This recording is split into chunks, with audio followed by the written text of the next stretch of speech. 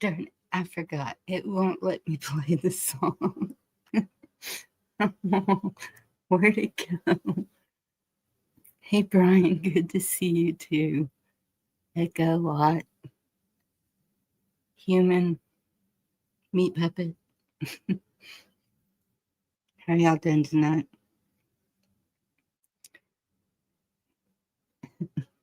Okay. Well, at least I got this one to pull up, and that's the main reason I'm here tonight.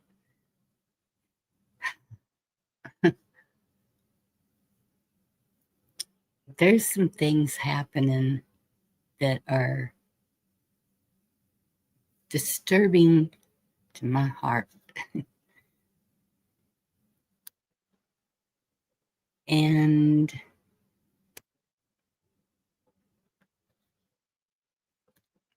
you know me, I gotta say something. Hey, chessboard. I've been doing this for almost 6 years. And just seeing how things are turning out. Annalisa, good to see you. And seeing people cheering it on, cheering on innocent people being taken out. I'm just shocked.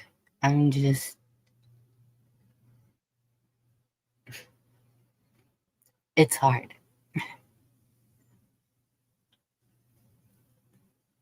I heard about this last night, been praying about it today, and it just does not sit well in my heart.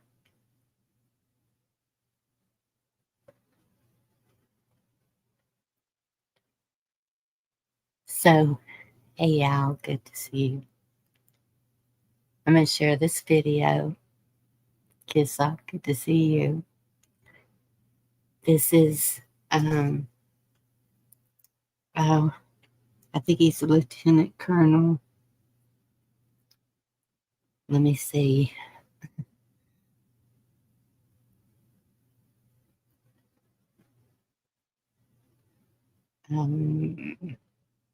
His name is David Davis. I think he's Lieutenant Colonel David Davis. Probably says it down there and I can't see it. Yes, Lieutenant Colonel Daniel Davis, not David. Okay.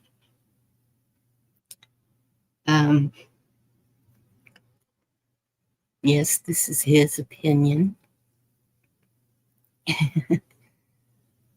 But I absolutely agree with a lot of what he says. So, and it's about 35 minutes. I'll stop it halfway in between and just kind of breathe a minute, talk. So here it goes. I'm going to go ahead and start sharing it. I think. We'll see what happens.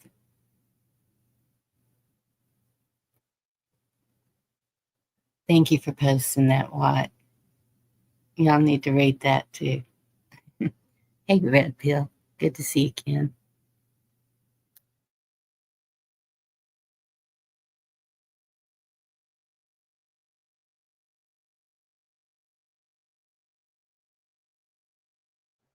The United States has captured Nicolas Maduro and his wife in an attack that started at 2 a.m. local time in Venezuela. As you can see on your screen right now, there was several major attacks from air power, helicopters, and just tremendous explosions throughout various parts of Venezuela. We have information that there was special forces in the United States that conducted an incredibly effective snatch and grab. There's many things I want to talk about during this show today, but we want to first of all bring you up to date on first exactly what did happen, how the military operation took place, as we know, and this is a very, very fluid situation.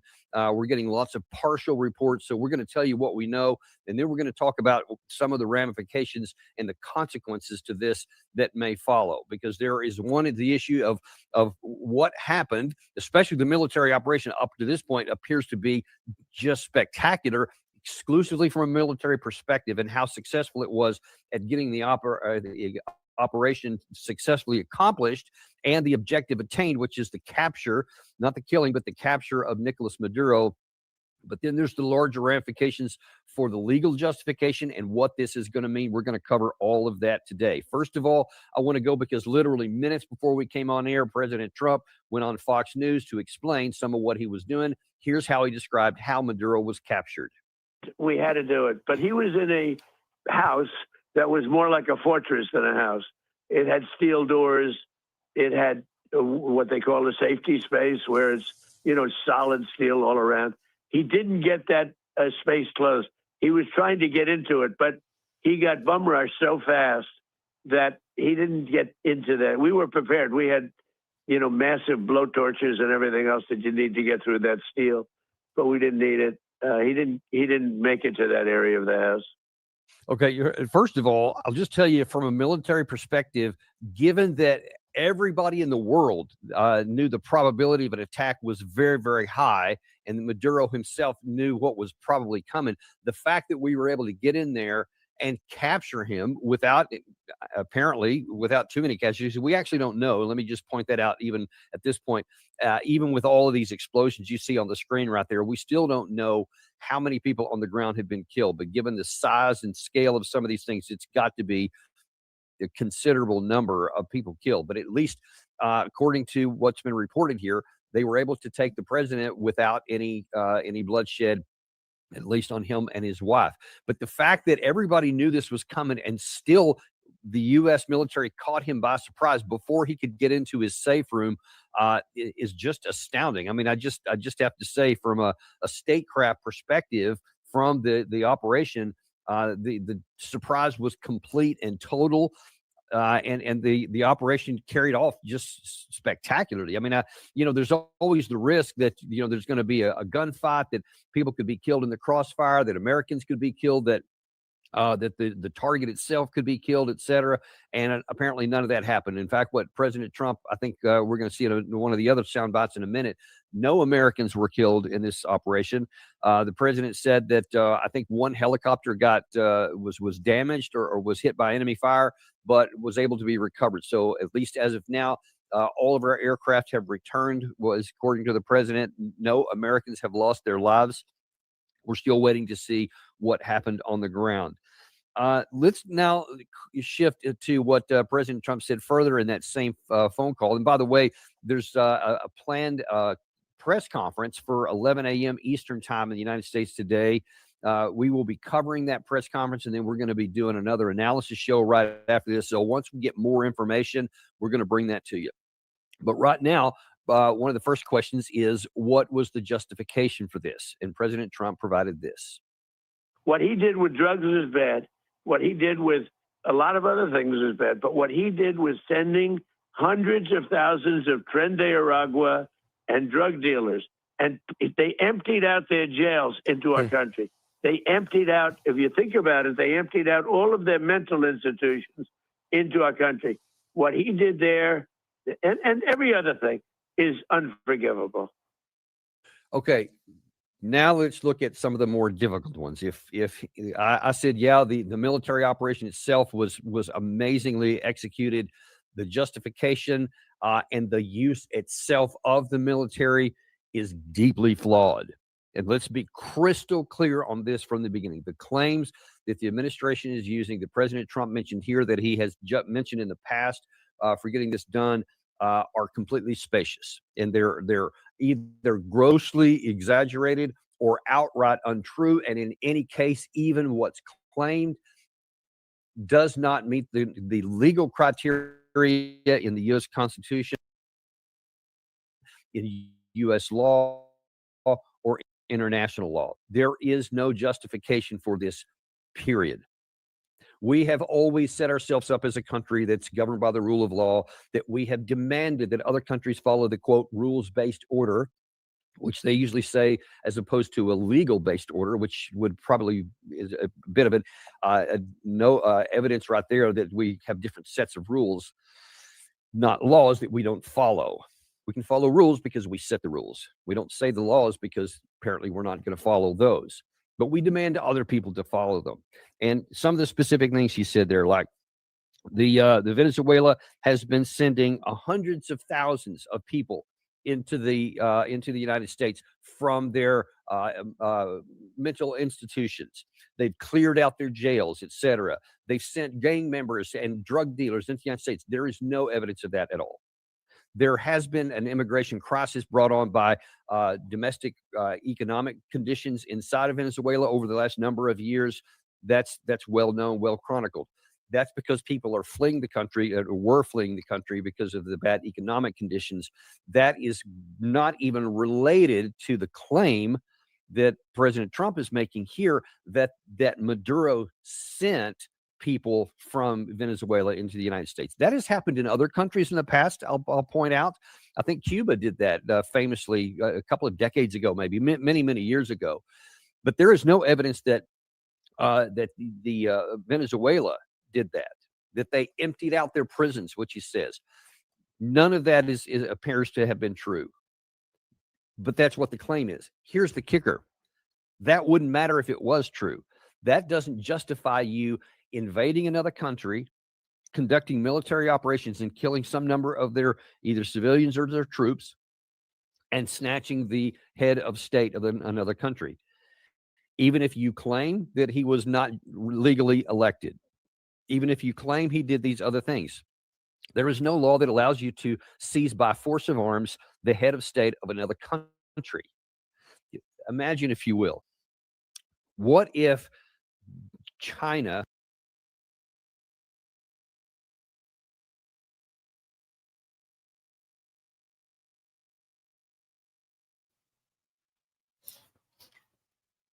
Okay, I see some comments. Hold up. Let me go up and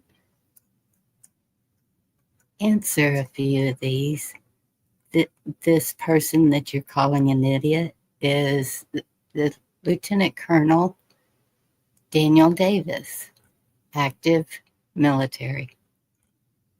Just saying. And so I don't know what your argument is about the military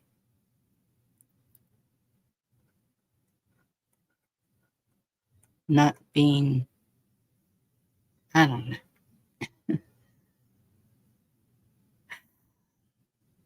I'm all for our military until they overstep. Guys, we have bombed 10 countries within a year. 10. Does that sound like a war to you? Anyway, I'm going to let him continue. I'm just telling you, okay, at the time of the release of this, they said that there were no injuries. That is false.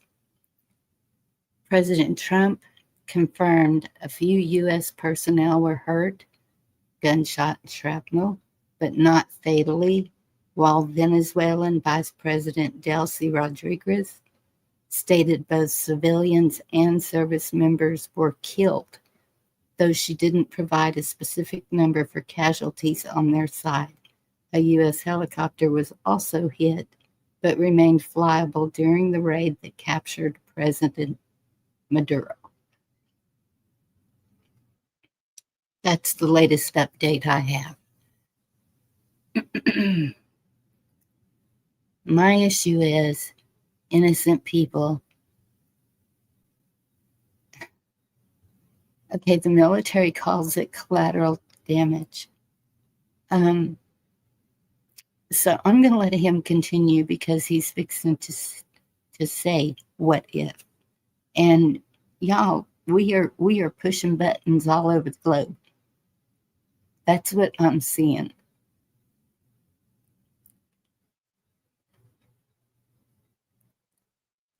And that's not what I'm about. I am not about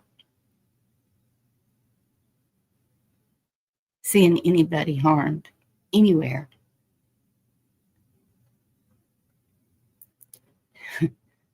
What? Put a link in there? Look at the year. Look at how it was done.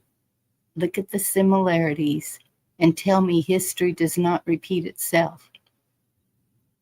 Tell me that everything is just great and that it has been for years.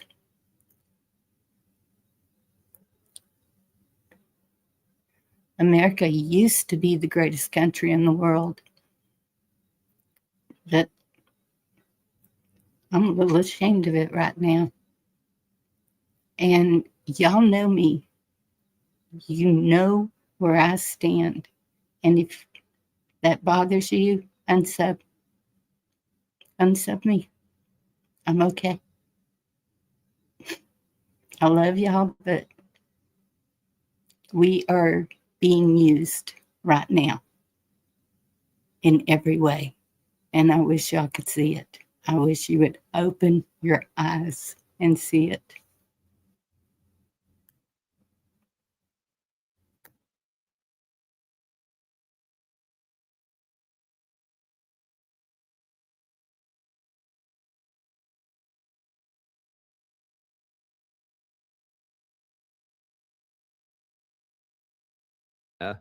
Went to some country in the Middle East. I'm sorry, in Asia, Philippines or something.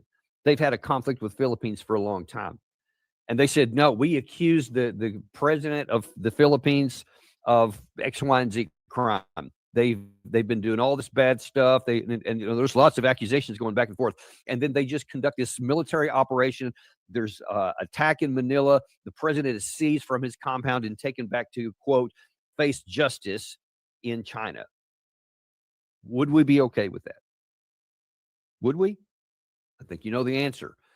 The answer is it would be a major international crisis, and everybody would be all up in arms and talking about this rogue brigand country of China, violating every norm of international relations, and we would demand the UN Security Council resolution immediately, and everybody would convene in New York, etc. That's what we would do, guaranteed 100% certainty. Same with Russia.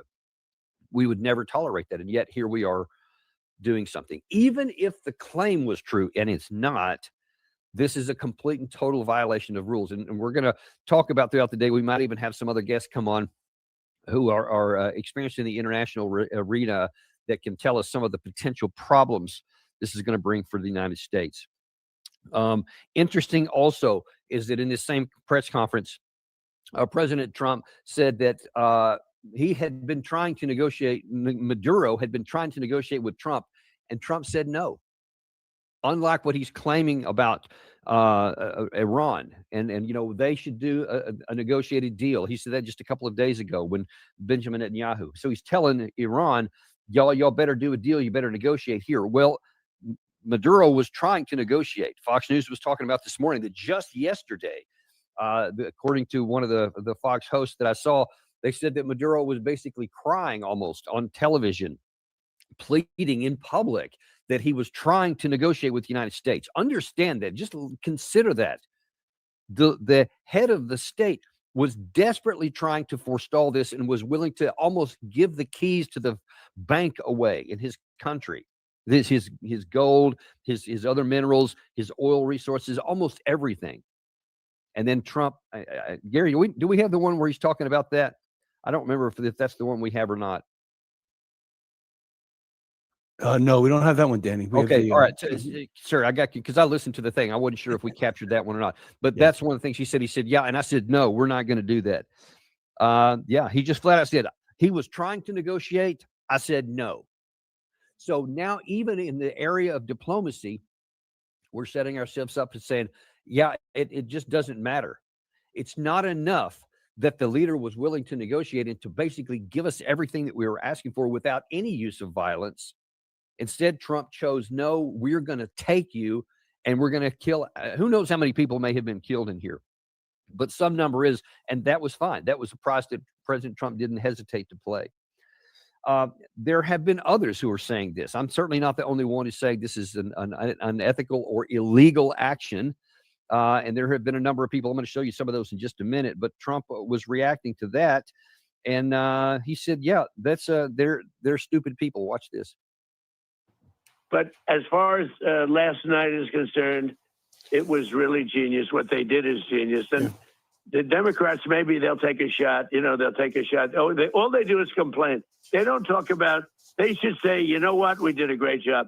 We're stopping drugs from coming into this country. And nobody's been able to do it until we came along. But they should say, great job. They shouldn't say, oh, gee, maybe it's not constitutional. The same old stuff that we've been hearing for years and years and years. Okay, that right there should alarm every American, even if you're a big supporter of President Trump. That should be alarming. His mocking of anyone saying we should follow the Constitution. Even if you're a dyed-in-the-wool MAGA person, at least on paper, anyone who's a MAGA supporter is supposed to prioritize the U.S. Constitution above Donald Trump as a person. You can be a big supporter of the president. You can have voted for him. You can cheer him on. But even he is supposed to be held accountable and subordinate to the U.S. Constitution. And when you hear that guy mock the Constitution or anyone who says we should follow it, that is a big red flag. And unfortunately, there are those in the Republican Party who seem to be bending over backwards to help the president deflect against that charge and those accusations with some very generous reading and interpretation of the U.S. Constitution. In fact, Senator Mike Lee came out today and was reported also on Fox News about how he interprets the Constitution and what he said that basically gives a blank check and a free pass to the president. Gary, if we can play that one.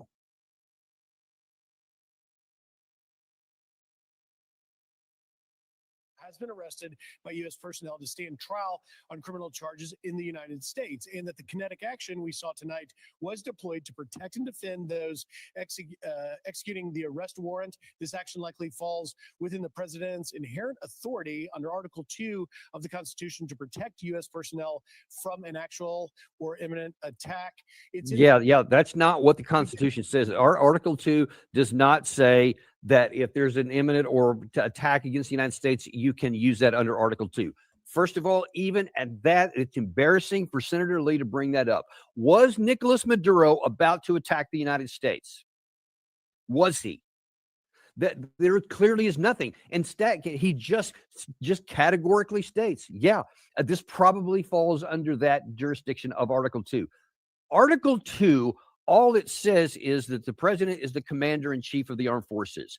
And it does specify after it has been authorized by the U.S. Congress in Article 1.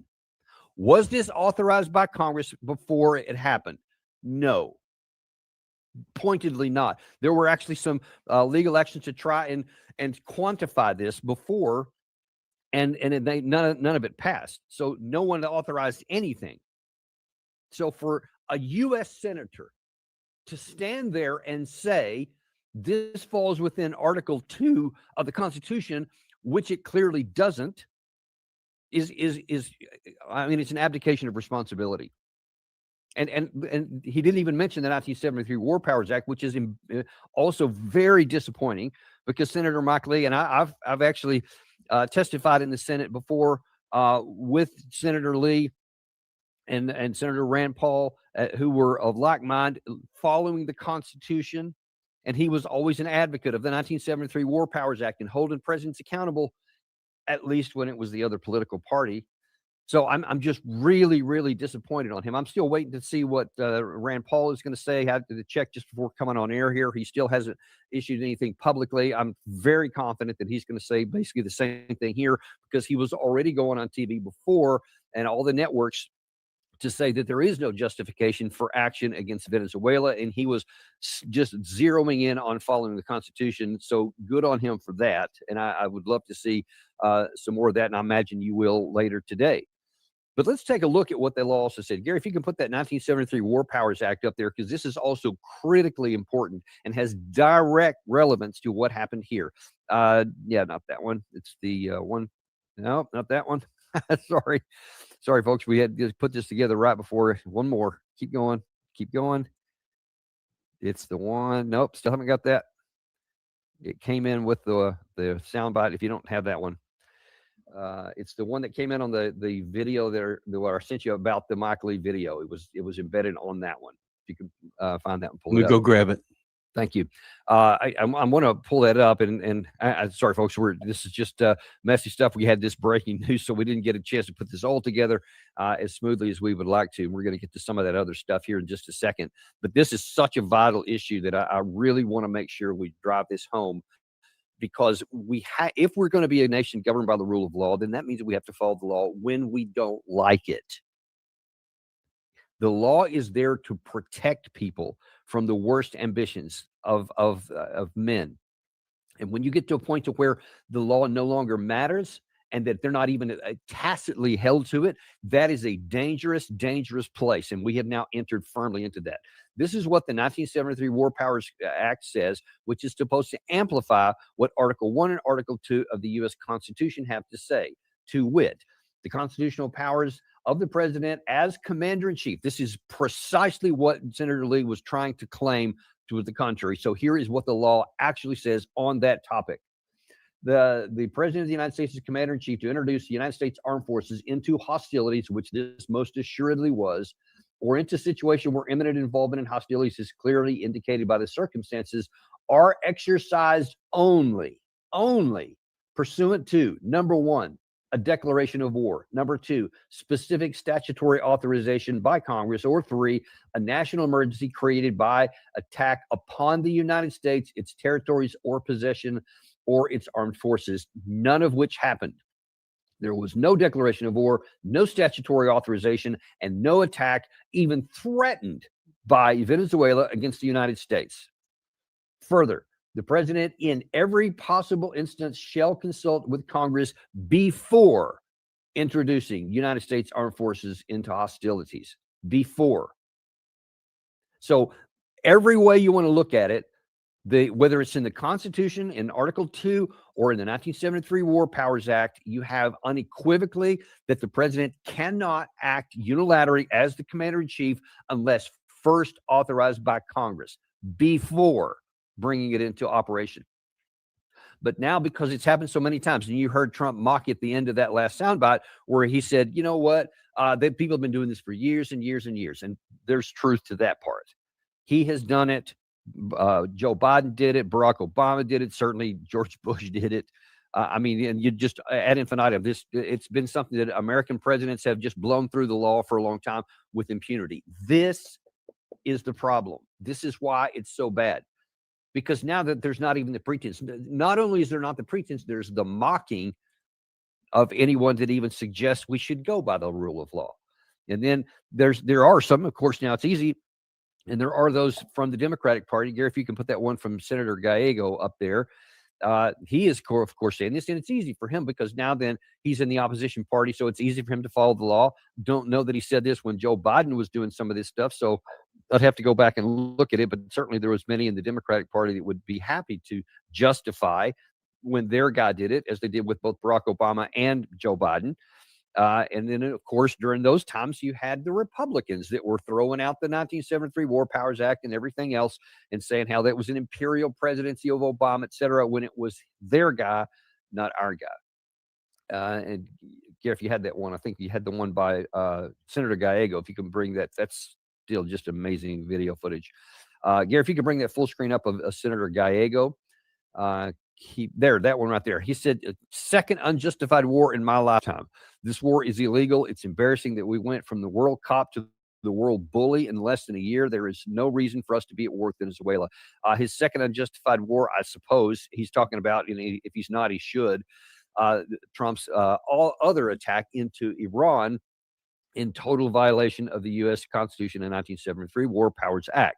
And I warned at that time that when you let the president decide unilaterally that he can take whatever action, he has become an imperial president. I said that it will only expand. And now here you see it graphically before your eyes right now. Now that he won't hold himself accountable to anything, and then just comes up with the most spurious kinds of justification that it's laughable at face value if it wasn't for, the consequences weren't fatal for so many people in Venezuela. And now then, what are you going to do? Let's take a look at some of the other issues here. Who's going to be in charge in Venezuela right now? You just took the head of state out. So presumably the vice president is going to step in now, but that just opens up this political vacuum. And there are those who are probably very loyal to Maduro who still have all the reins of power and control in the military and the armed forces. They're all still in position. And maybe there's going to be now some political instability because one of the other things that Trump said that we didn't get a chance to capture this morning in that phone call is he said, we're going to install somebody in Venezuela. It's not something we can leave to them. That's what he said. We're not going to leave it to the people of Venezuela. We're going to install somebody in. So this is flat out a regime change operation. It apparently was not enough that there was a negotiation that was willing to give us all the things that we wanted. We wanted total. We weren't willing to, 95% wasn't enough. We had to have 100% control. Not that we had to negotiate with Maduro or whoever's the head of state. We want to install somebody. So far, there's been no comment. I looked at just before we came on here from, I think it's Maria Machado, the opposition figure. No comment so far. But that's the one that we've been talking about, putting her in power. And as I've said, look, this is something that the people of Venezuela are almost certainly not going to take. Can you imagine? You take out Maduro, but all of his apparatus is still in power. All of his political party checks, all of his supporters, his military, and then you're going to airlift in this opposition figure and think that they're all going to listen to her? I mean, you see that's a recipe for disaster. That's a recipe to get her killed if you tried to do that carelessly. Because all of these people, again, understand what's going on here. There is no question that Maduro was a bad guy. There's no question that he was corrupt, that he was doing all kinds of unethical and illegal things. There's no question about that. But that is not justification for another country to come in. Do we want that same standard? Because I assure you, folks, we cover it here on this channel. There's plenty of things that we do that are illegal and unethical and a lot of corruption in our country. Do we want, I don't know, somebody from China to say, you know what? We're going to come and set this right and we're going to snatch and grab whatever. They're going to do something to take somebody out. Do we want them to even try? Do we want them to use our example as a justification for that? So that is the case for Venezuela. Maduro was a bad guy, but he has loyal people in there, just like Chavez did before that. You cannot bring somebody from the outside and think that they're going to suddenly give orders to all of this apparatus and they're all going to follow them. I mean, that's absurd. They're almost certainly they're not going to do it because they would want to come in and they would want to put their people in charge. They would want to replace all of these folks with people loyal to them. And you could potentially have something like in Iraq in the post the 2003 invasion, where we took out the leadership and then all the senior people and then just put who we wanted in there. And what did we get?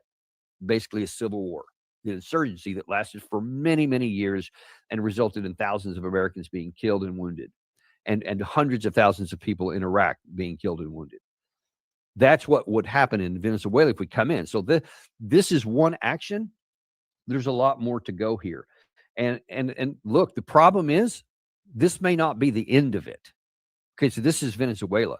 Remember what President Trump said just last month about Colombia. He's been fairly hostile to the United States, and I haven't given him a lot of thought. He's going to have himself some big problems if he doesn't wise up. Colombia is producing a lot of drugs. They have cocaine factories that they make cocaine, as you know, and they sell it right into the United States. So he better wise up, or he'll be next. He'll be next too. And I hope he's listening. He's going to be next. You see what's happening here, folks? I mean, now here's Trump is now Not that he's in the process, not that he's moving towards it. He is now an imperial president.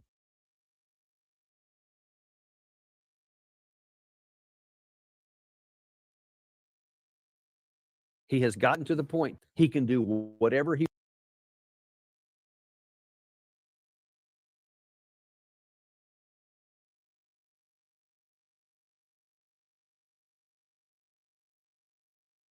wants, sitting at the head of the now Department of War, who lusts after that job and is enthusiastic to do any and everything asked of him to do without question or hesitation. Doesn't matter if it violates the Constitution, the American law, international law, no consequence, no consideration given to that at all. So he's done it in Iran. He's done it now in Venezuela. He's threatening to do it in Colombia. He's again threatening Greenland, of all places. And he's again, just a couple of days ago, threatening to go back into Iran. And he's saying, well, they better negotiate. Well, you've seen what's happened when they negotiated. You understand that when he did that the first time in June of last year, they were negotiating, actively in the process of negotiating. We had plans for our negotiating team to meet, and then we attacked. He said, and I think I showed you this just yesterday, basically less than 24 hours before the attack happened, he went on television and said they have 2 weeks to negotiate, knowing full well that he had already given the attack plan. So that completely undercuts our word on anything and shows that there are no constraints to Trump's use. And so now here again, he's claiming, well, we're going to negotiate if they do it, but if we don't, we're going to knock them down, folks. We're going to knock them down. This is a dangerous place for the United States.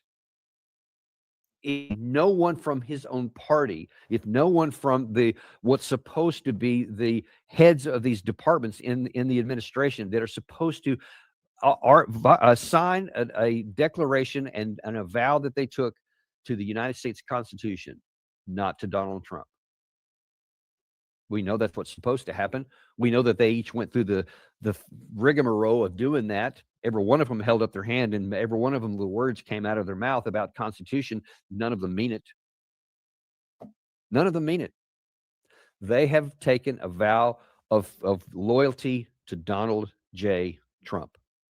And Donald Trump is now an imperial president that is not constrained by rule of law, is not constrained by political power, is not constrained by anything except for whatever he wants to do on a given day. That's important to understand here. I know everybody's going to be talking today about, what happened and what the special forces did and, how the airstrikes happened. And we'll be covering all that throughout the time here. Hey, Dan, we've got a next post from Pam Bondi, how they have how Maduro and his wife have been indicted on charges here. You can read the first couple sentences there. Okay. Nicolas Maduro and his wife, Celia Flores, have been indicted in the Southern District of New York. Nicolas Maduro has been charged with narco-terrorism, conspiracy, cocaine importation, conspiracy, possessions of machine guns and destructive devices, conspiracy to possess machine guns and destructive devices against the United States. They will soon face the full wrath of American justice. I know that Nicolas Maduro has been accused of this since 2020, I think. So this is new that his wife has been charged in this again, which is, I just think it just kind of makes a mockery of the Justice Department. This idea that he's been planning all this conspiracy against the United States. And of course, I'm sure they're going to use that as justification. They'll twist that to say this is what the imminent warning of the 1973 War Powers Act means. No, that's not what it means. It's not what it says. You can't twist this into it. Just say whatever you want. You might as well just be honest and say, we don't like the guy. We want control of the country. We want control of all his assets. We want to put our person in charge. And so that's what we did. That's what happened. And unfortunately, we can't be honest and say that. But Trump could get us back into war with Iran. Iran is saying that if another one occurs, that every target of the United States throughout the Middle East will be a legitimate target. Every American base, every American outpost will become a legitimate target if we attack them. They said similar things the last time. We had that big, huge strike against all of their nuclear facilities, and they didn't do it. In fact, the only thing that they did is a very well choreographed and telegraphed strike against our base in Qatar with the full expectation that all those older missiles would be shot down. We were waiting for them. They were, and they said, okay, we're done. And that was it. We now think, and that was unfortunate because that taught President Trump that he could do anything and get away with it, and that the other side was weak. So, of course, he thinks the same thing now. And because with what's happening before your eyes right now, today, this deepens Trump's belief that he is completely bulletproof. He has control of the Justice Department. He has control of the Department of Defense. And there is no one, he has control of the House and of the Senate. And so there can be no impeachment. There certainly is not going to be any kind of conviction were there to be one, because they have all the numbers in both chambers right now. So he knows that right now he is literally bulletproof and can do anything he wants. And that is a profoundly dangerous place to our country, because that means he can get us into other wars. And if he strikes against Iran, Iran may finally make good on its threat and attack Americans. And now all of a sudden we could be in a full-on war. And I promise you, that one will not be good. That one will not be easy. Here's J.D. Vance's response to what happened last night, Danny. All right, let's take a look at this. The president offered multiple off-ramps, but was very clear throughout this process, drug trafficking must stop and the stolen oil must be returned to the United States. Maduro is the newest person to find out that President Trump means what he says. Kudos to our brave. Okay, that's a lie. That's a lie. President Trump himself refuted that just moments ago on Fox News. He bragged about Maduro pleading with him to negotiate, to not do this. And Trump said no. His own words, no. We had Fox News reporting that yesterday, publicly, Maduro was saying this. So this is just a lie. This is just do you see what's happening here, folks?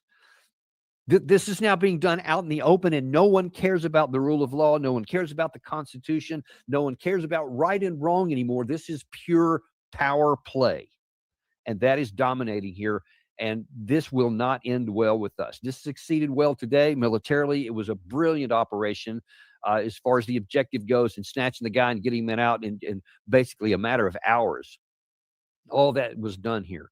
And that's what Trump is going to be bragging about. That's what he was mocking the Democrats for not applauding, and instead talking about the legal issues because they're dumb people and stupid people, he said, several other things. This is dangerous for our country. It's something we need to be very, very concerned about. And the only chance we have is for Republican leaders to stand up and actually live their vow to the Constitution above the President of the United States. Your loyalty lies to the Constitution, and this is black and white violation of it. Are you going to remain a part of the problem and facilitate an imperial president who can take us to war and use the military as his personal tools to do whatever he wants, anywhere he wants? This will not end well for us. It will not end well for all these people supporting him, whether that's the vice president, Senator Lee, or anyone else who may come out and justify this. It is unjustifiable, and 100%, every one of these guys on the Republican side would be livid if this had been President Obama, or if it had been President Harris, for example. Guaranteed 100%. And unfortunately, the Democrats who are coming out opposed to this probably did. I bet if you go back and look, you can see they probably did justify when Obama and Biden both used power in the past against the Constitution. This is an American problem, folks, and we're going to have to do something on our own. We're going to have to make our voices heard somehow, or we're eventually going to get the blowback. This is eventually going to end up bad for the United States, no matter. So while they're bragging about what happened today, just understand that, because right now Venezuela is too weak to do anything about it. But the day is coming. The day is coming when it won't be that way, and we're burying seeds today that almost certainly will come up with some very bitter fruit in the future, at a place, time, and in a way that is decidedly inconvenient or very painful for us. I fear that that's what's coming. That's all we have for you right now. We're going to continue to follow this, folks. There's, like I said, there's a press conference in about an hour from now, and we'll carry the press conference for you live here on the channel. And then we'll also do another show of analysis based on whatever is revealed during that time. And there might be one later on this afternoon, looking at it from the international perspective, if we can get some of the guests we're looking for on that. But for sure, we'll be back with you at the 11 o'clock. What do you got? And yeah, Larry Johnson has confirmed he will be with us after the press conference. Terrific, today. terrific. So Looking really forward to that. Yeah, somebody who's had a lot of experience in the region, So Larry Johnson will be with us back after that press conference. Look forward to seeing you then. Thanks very much, folks, and we'll see you on that episode of the Daniel Davis Deep Dive. You know, I don't try to talk you into buying gold or tell you how to run your stock portfolio, but there is a way you can help us. Subscribe, hit that like button, and share this with somebody you love.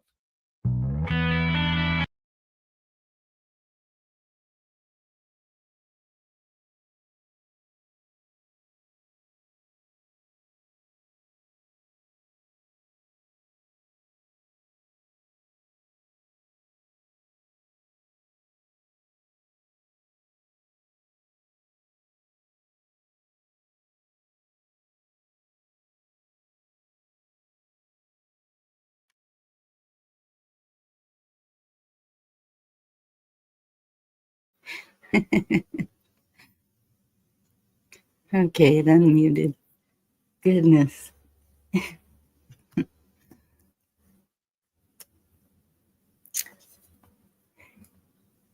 Yeah, what Al said. Thank you, Al.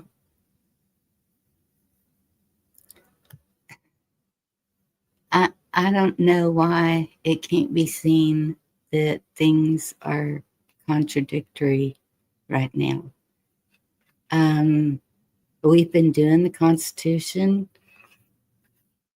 Every member of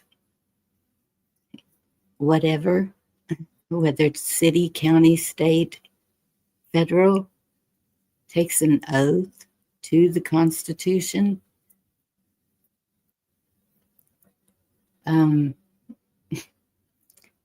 It's pretty clear about power of government and that the power is to the people, not the government. The government works for us.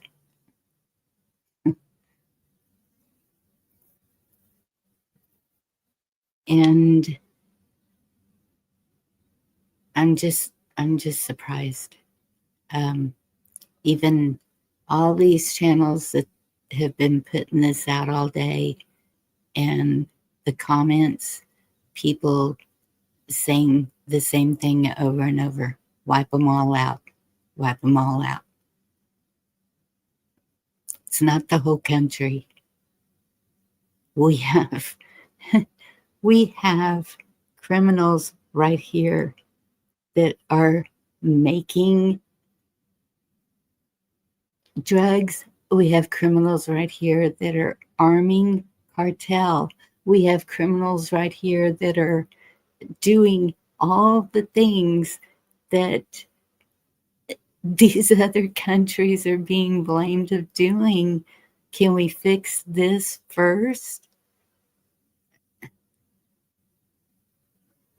We can't go policing the whole world because of what is happening over there when we have the same problems right here on American soil.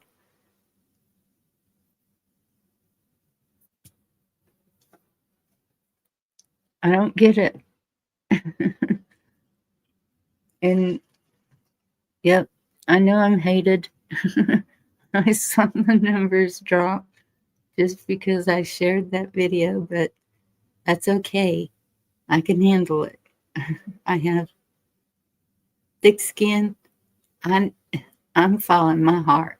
And I know Jesus dwells in my heart. And what would Jesus be saying right now?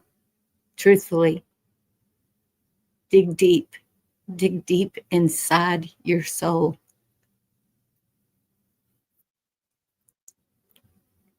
Yes. Always be prepared to protect you and yours, your community. Definitely. I am all for that. Y'all know that. But I think that we are overstepping. I think that we are going too far. And that's not the only thing. Look at the 10-year do what you want to do with AI. It's wide open. Y'all don't think that's a big problem? We're going to be run by AI for 10 years. Do you know what that means? Do you know what all these data centers mean? Do you know how much of our resources these data centers are using up? What are you going to do when you don't have any water?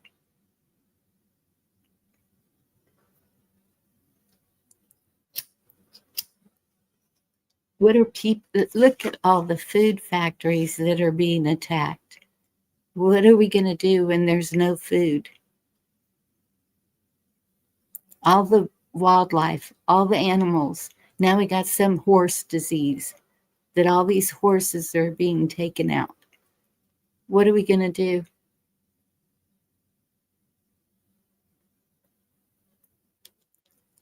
I'm not trying to be one way or the other. I'm just saying this is what I'm seeing happening right here on our soil.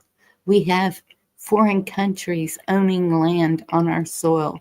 We have foreign countries taking over towns.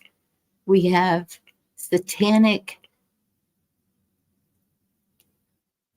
temples, whatever the heck they call them, going up in our states. We have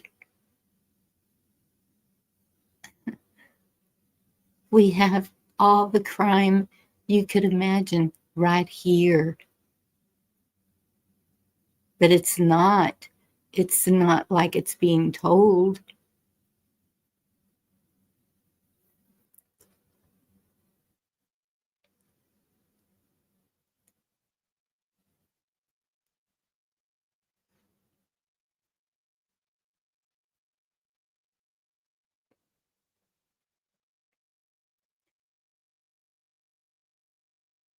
We have always had, always. This woman I knew in Austin went to go wash her car, never to be seen again. We have bodies being found in Lady Bird Lake in Austin, over 30 now. Men, mostly men.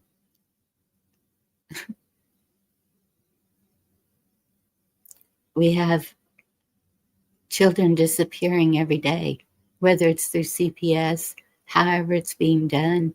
Look at the way we all think of CPS. We know it's a huge trafficking market. It's still going. Nothing's being done about it.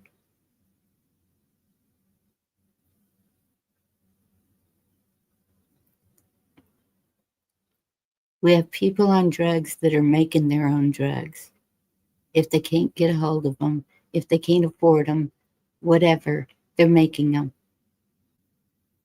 I'm just saying, the criminals will always find a way. But our country comes first.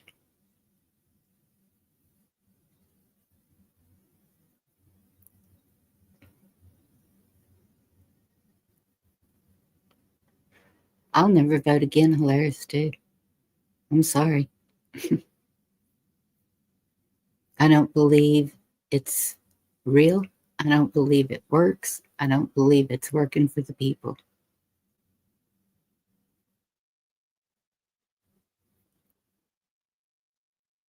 Right, Al?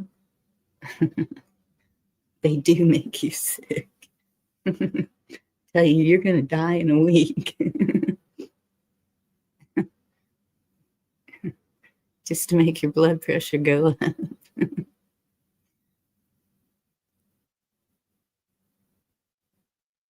Yes, kiss up. God bless America. I don't want to see it fall.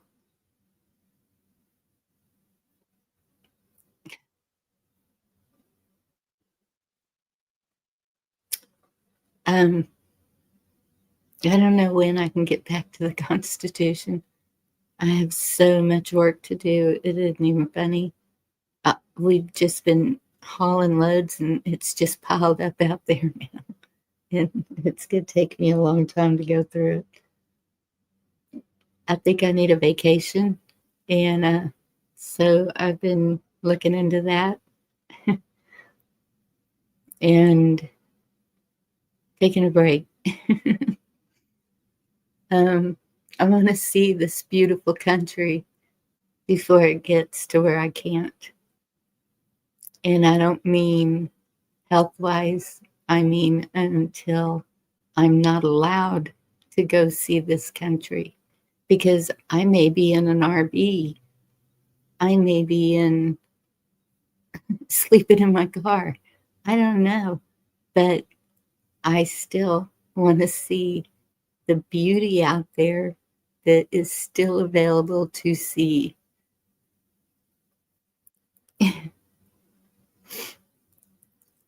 No, it's not. You're crazy. I'm not going north. I'm not going. I'm not going north. Yes, Indy, thank you. That's another one.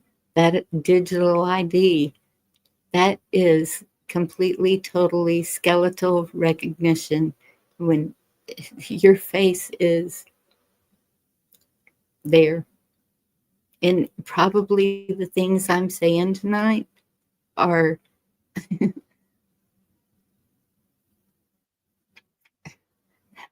any of y'all listening that belong to any of the agencies.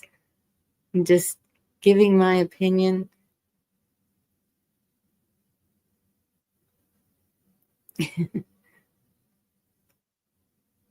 Just some old lady in Texas. I know I'm not nobody. It's not. Dang sure don't have a popular opinion. Never have. But I have always fought for what's right. And that's what I'm going to continue to do, is fight for what's right. And when I see things don't look right, I'm going to look into it and see, well, this has been done before. How did that turn out? Not so great. Y'all look at Rome. How was Rome taken down? From within. Most countries, when they are taken down, it's from within or it's by us.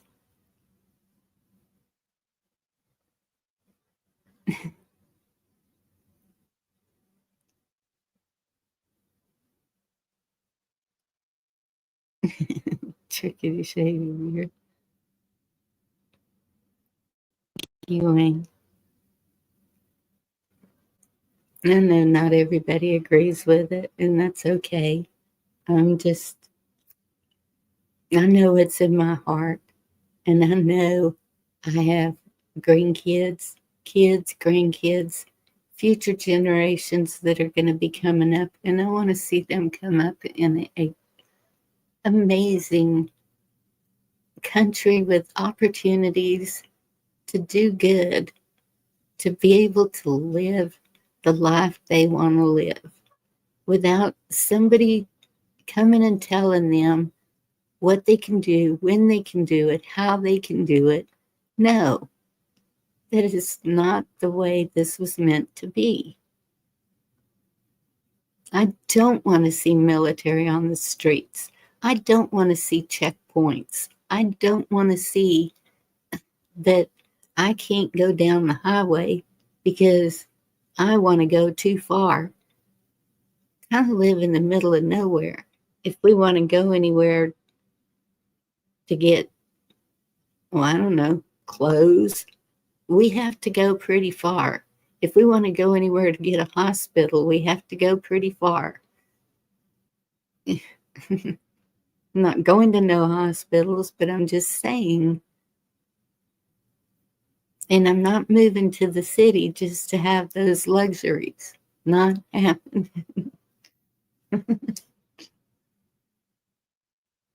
I like it right where I'm at.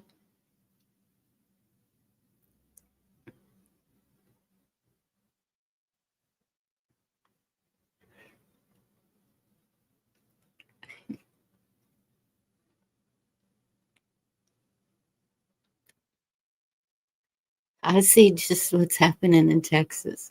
We are being taken over. And we're supposed to be this really red state. Well, where's my brothers and sisters of Texas? Why aren't they speaking up? Why aren't they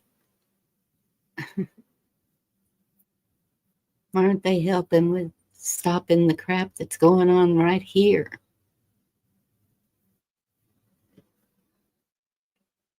We can't all just change the government just like that. It doesn't happen that way. But we can sure try in our own states.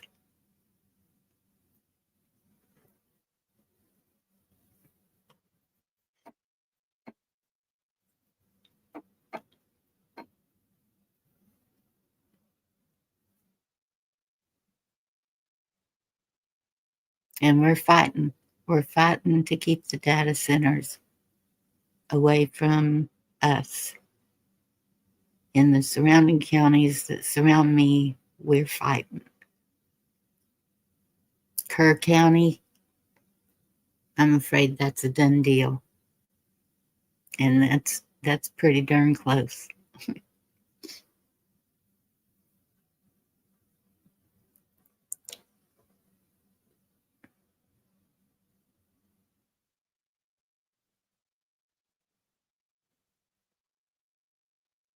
Wow, chessboard. Chessboard, I got stopped because I went to a convenience store at midnight. Sheriff's deputy stopped me and asked me what I was doing out at that time of night. This was a 24-hour convenience store. That means you can go to it any dang time you want to, right? No, not according to him. I was out too late. Who do they think they are? If I wake up at 2 o'clock in the morning and want to go and get a cup of coffee, I'm going to do it. Goodness.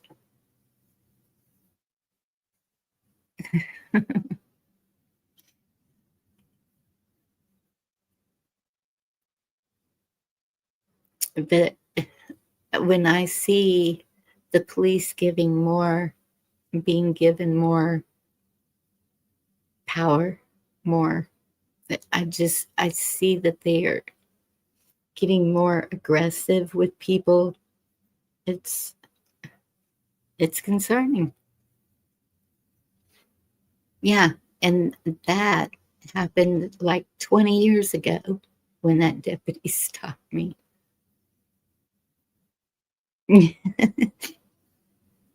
Now I didn't think of that because I don't use. Look, never mind. TMI.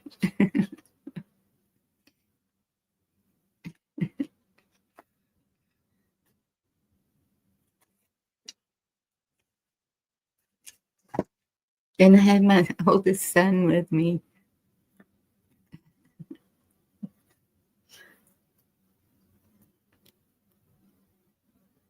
He was 21 at the time, not a child. 21.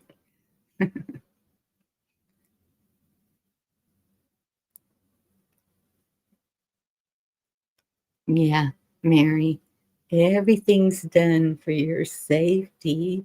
We're just keeping you safe. That's like the government saying, trust me. No. Just know.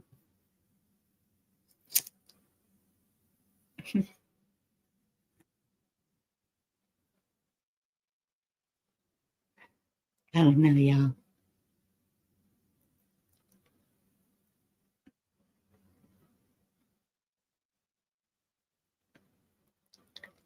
$500 billion in data center investments expected for 2026. Good grief. Thousands of new data centers.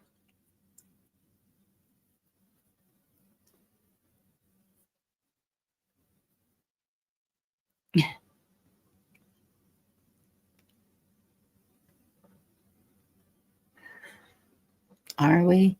Are we the data? I just saw a video today or something that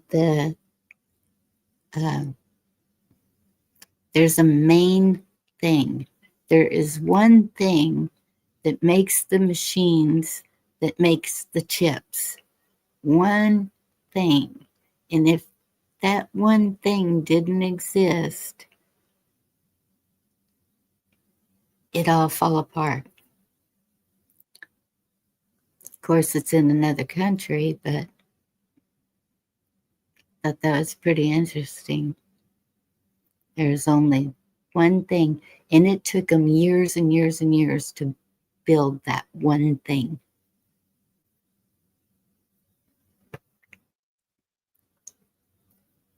Right, Bon?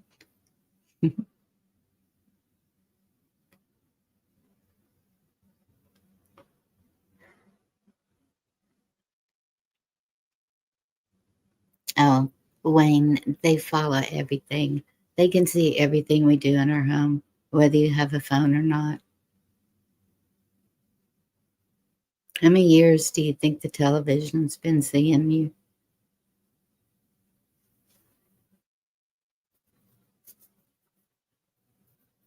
All they got to do is fly over your house.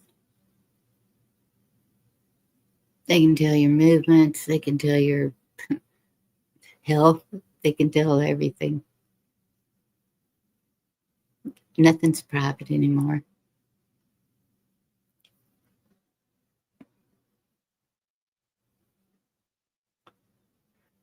Right, Al? Natural intelligence. And those LED lights that they're putting up all over the place, they have a purpose. These boxes they're putting on the cell towers, they have a purpose.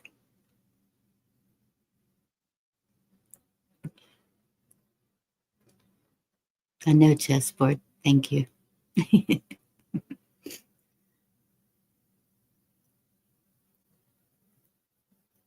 There's a reason that our food has all that crap in it.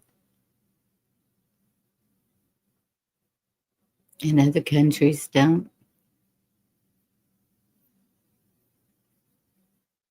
No, just the plain LED lights. All the LED lights. Blue. But those have a purpose also.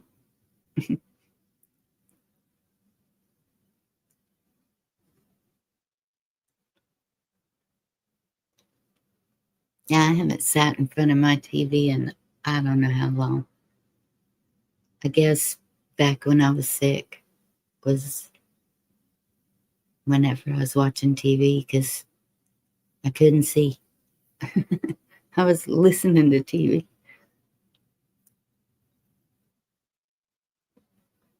It's been a long time now.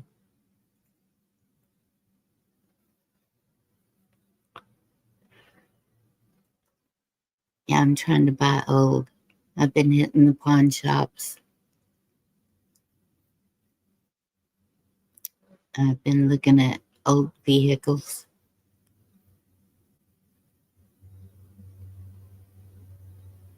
Oh my goodness, chessboard.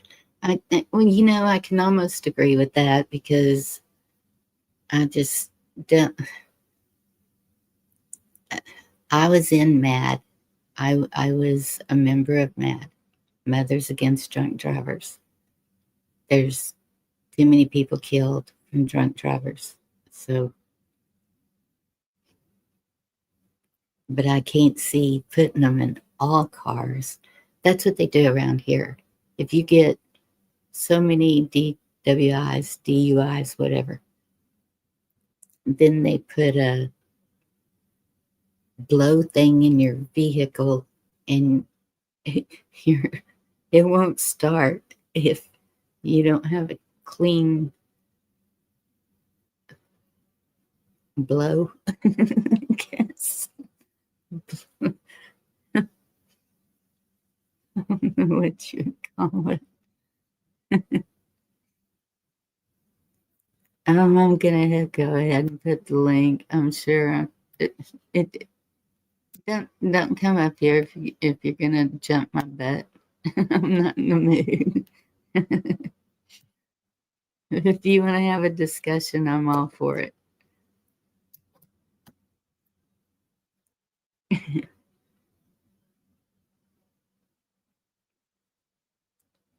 Force everyone to buy new vehicles.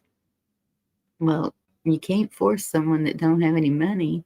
Look what they're doing to the economy. Gold and silver, and oh my goodness, it's the never-ending story. That's what it feels like. The never-ending story. Let's throw another one out there and see how they handle it. Let's throw another one out there and see if they accept it.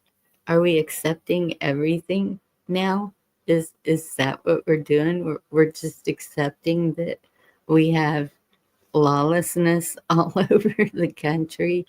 That it, but don't you be a law-abiding citizen because you are the target.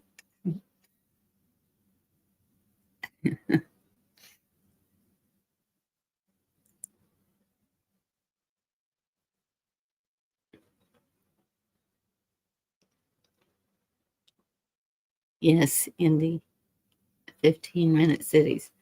Well, I think we need a few more things here if it's going to be a 15-minute city because we don't have it.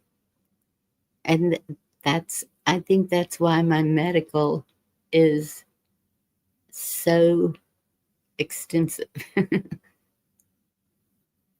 Because I'm thinking, in states like Wyoming, when they live out in the middle of nowhere, most of the time, people are taking care of themselves. If they break a bone, they are taking care of it themselves. If they are cut open, they're taking care of it themselves. Those are skills that everyone needs to learn. Learn how to sew, learn how to keep infection away, learn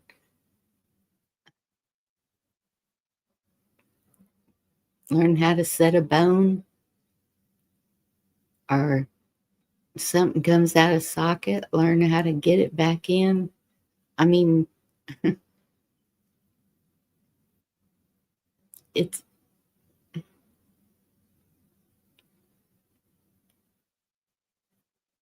it could get to where you need to know those things.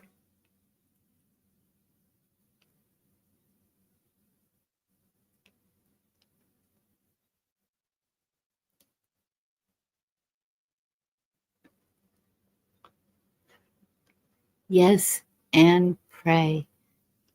Count on the Lord.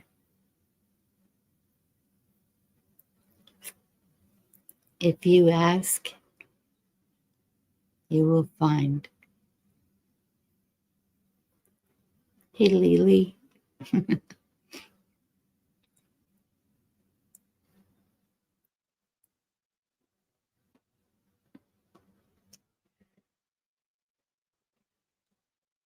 I shouldn't be here.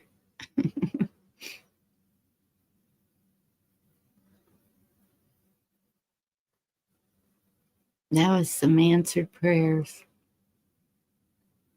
And 2 stubborn girls.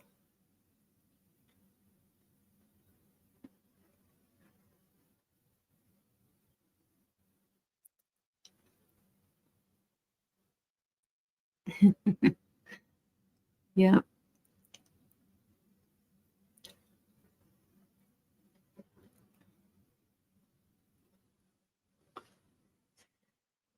Grandkids are the best. My little granddaughter, she cannot wait for me to get out there. She's going to spend the night with me first night. She's already said. Of course, I don't mind. I've raised her since birth.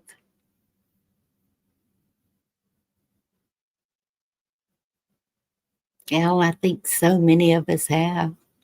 And it is so, I don't know about y'all, but being that close and at total peace with it, it's like the fear went away. It's it's more like when I do things, it's not out of fear, it's out of just just making sure the fort's secure. That's all. And making sure that there is plenty of food and water.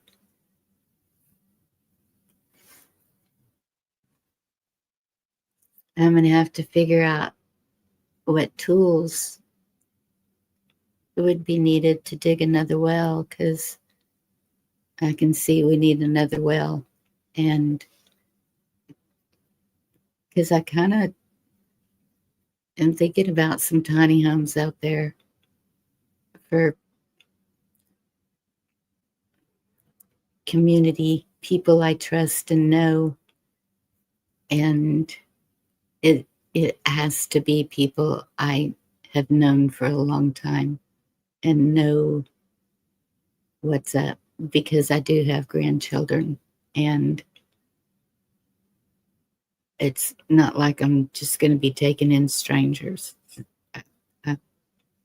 That's not going to happen. Gma, good to see you.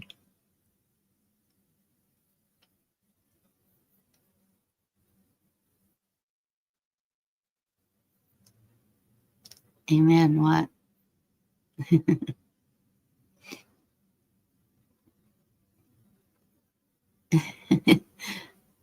As long as you're happy, Gma, that's all that matters. I'm not a loner. I like to be around people. I just, I wouldn't be here if I didn't like to be around people.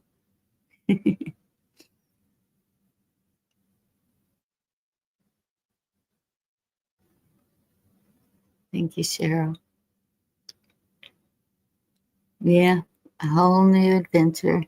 Well, I'm starting out with a real adventure.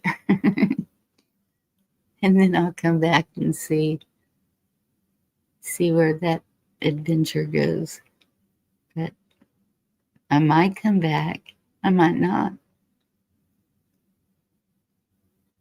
You never know. What I'm seeing in Texas, it's kind of like,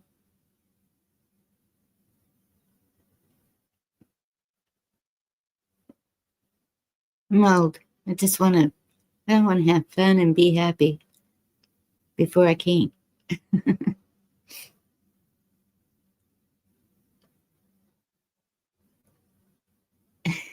What?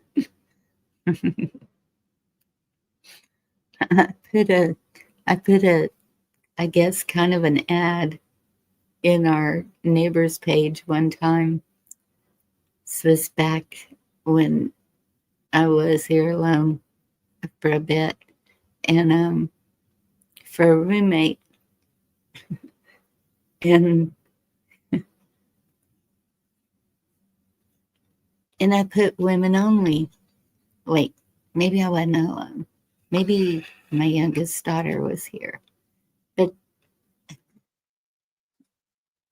I was taking care of my granddaughter, so yeah, I kind of wanted a female.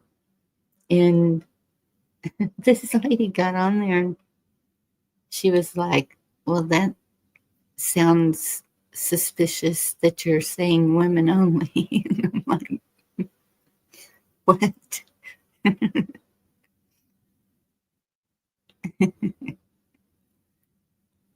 Not happening. I can live with just about anything. The only rule the girls had was try to keep things clean, but the main one, no men.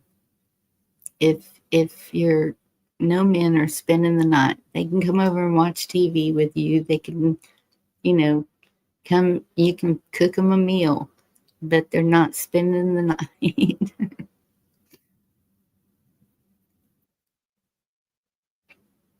And they didn't even like that rule. But oh well, too bad.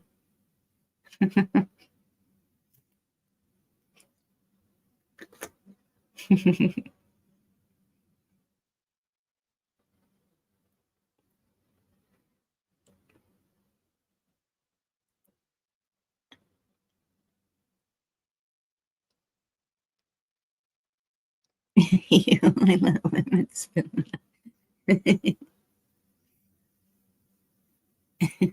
Seeing a bit what I could understand that because you can overpower them pretty easy.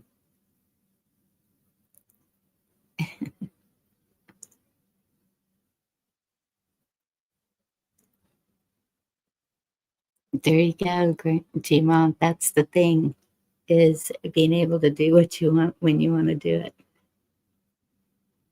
I can get on my computer at 4 o'clock in the morning and watch a movie or whatever. Watch somebody. If my daughter's asleep, I will shut the bedroom door, but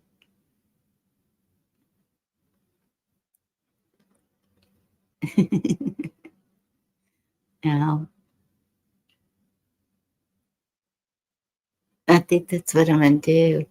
We're down to all that's left is like clothes and who knows when I took out my clothes to keep here until I leave, it was cold and then it got hot. So now I got stacks of, I took the hangers and cut the center out of a black garbage bag, put it on like clothes covers, whatever you call them.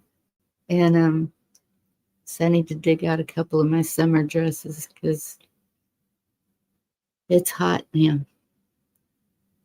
Well, now it's going down in the 70s, but we've been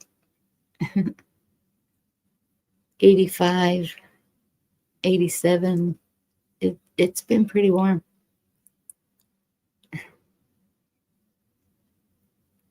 It's getting deep. Must be in chat.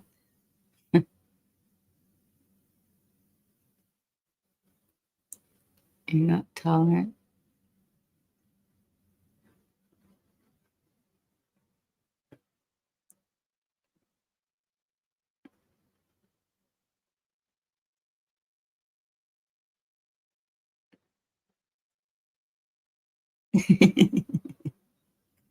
It's easy to do.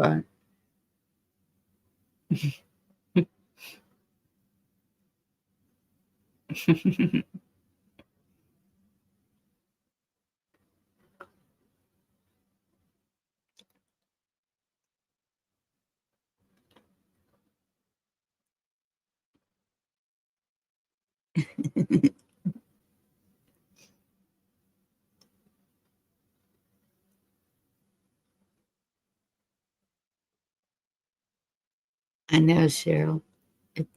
Well, it has here. I mean, I think we've had 1 or 2 freezes so far. Got pretty nippy there. Excuse me. But then we got a heat wave.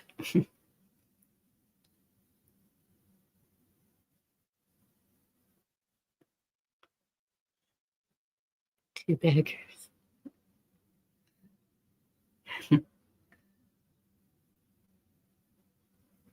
Oh my goodness, Al.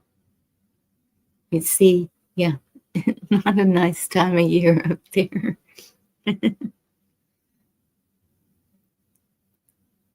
70 up in Tennessee. Yeah,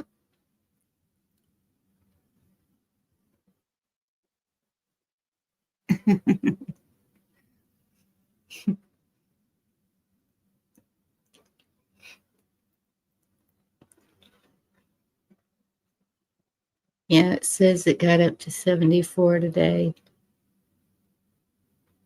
Tuesday's back up to 83.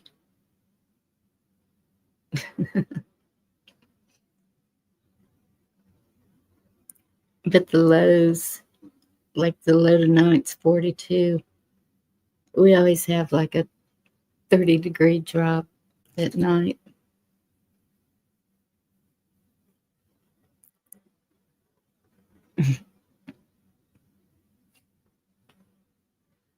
$60. Ugh. Well, see, and I thought 70, what did I say, 74, 73 would be kind of cool. So I had a light flannel and pants, and I got hot. The sun was hot. So I came home and put on a t-shirt.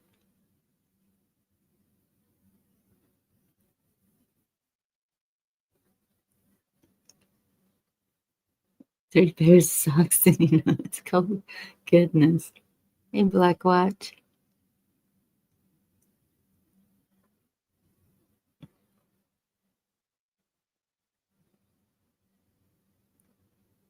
Oh, that's too bad. What? I don't think it's cloudy here. It's been clear for days.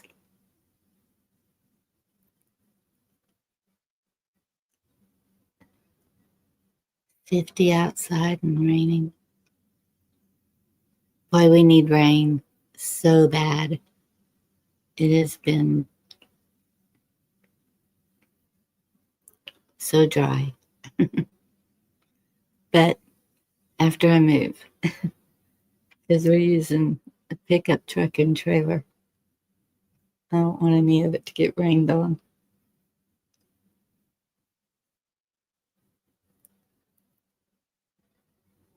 It's huge and full. Oh, let me see if this thing will let me share a picture that my daughter took last night. Let's see. It is pretty cool.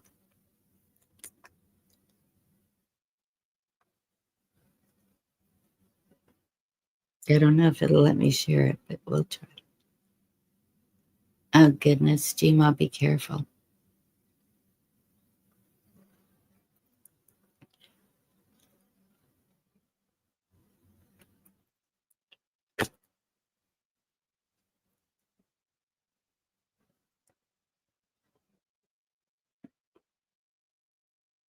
Take down trucks never too off. Wait, what? What?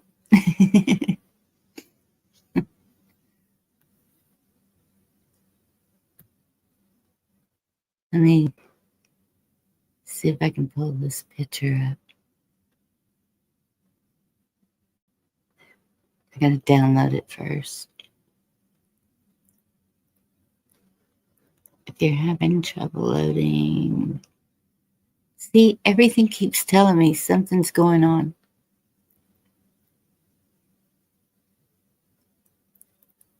Next time, I'm gonna try a different browser doing live. No, not that. That's what they wouldn't let me play.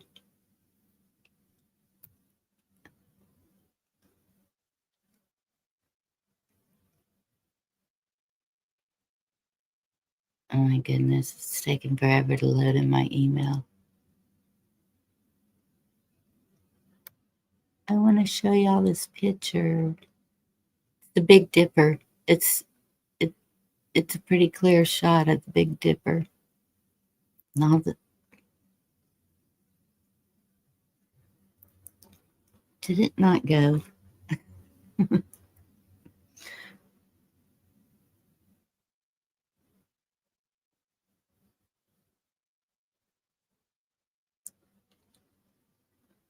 No, it didn't. Why didn't Why didn't it share? All right. One more time. There.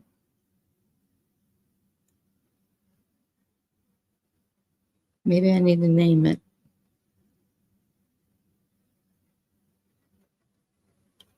Send.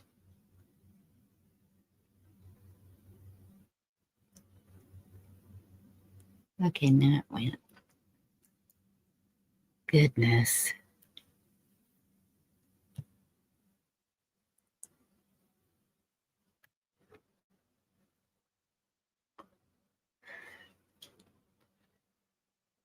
Download.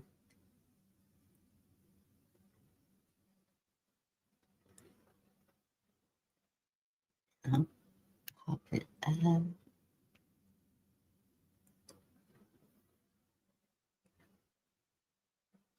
Stay there. Get back to y'all. Okay.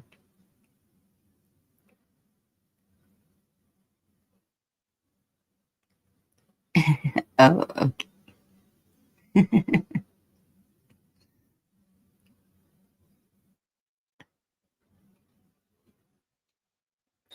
Pick him up. Hey, James, good to see you. Wrong one. That one. Screen share.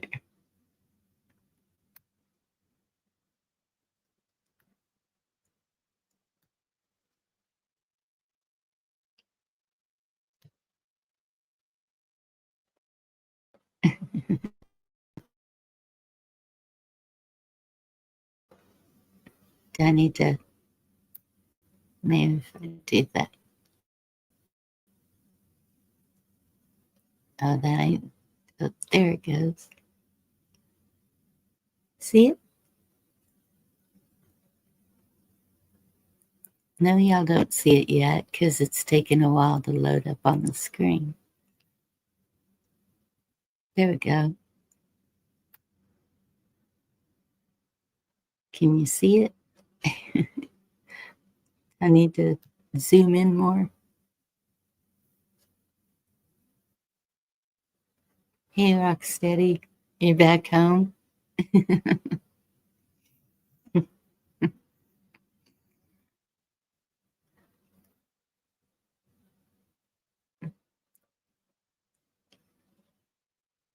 You can see it? Okay, cool. Yep, Big Dipper. That's, yeah, that's what we see out there. You can see all the stars. You can see everything. It's just, that's why I want the skylight somewhere where I can lay under the skylight and just look at the stars. Let me see if I zoom in one more time if you can see it blue. Try, see? Mm, mm.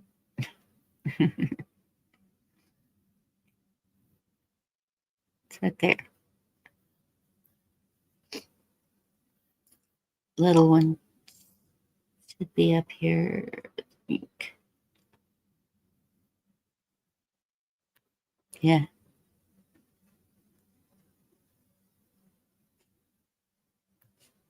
And it's really stars. It's not.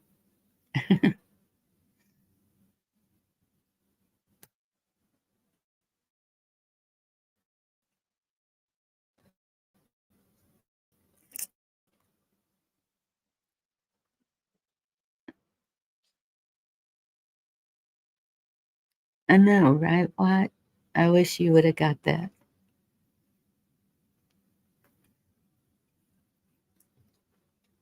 Oh, really? Yorga? You gonna give me an astrology lesson?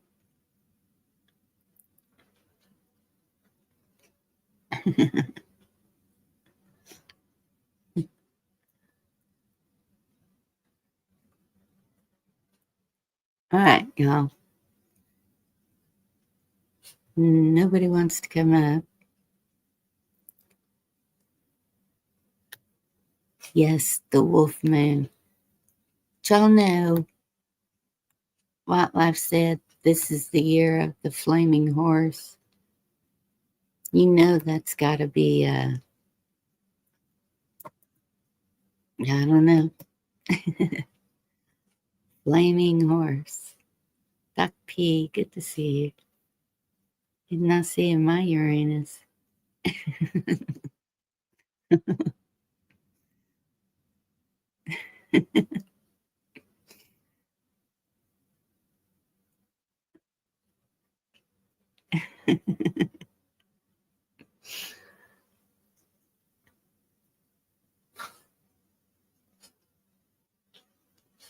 You feel the power of the wolf.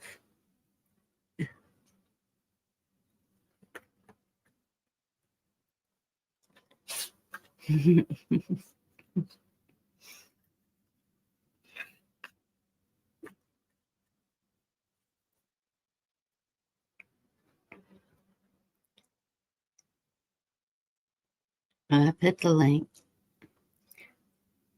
I think. And that's what I wanted to do. I was going to show the video way earlier because I knew that everybody would leave. And they did. And then I was going to play music tonight, but my computer's not cooperating with me. And I think it's the browser. I think between the browser and StreamYard doing crazy things. Hey, what? Good to see you. I don't know how long I got. I ran over here to the way down on the property line. I'm on my neighbor's Wi-Fi. Are you really? No, not really. Oh. I thought about it, but I don't think them jokers got Wi-Fi because they asked me if I had it. I'm on to them. But nah, what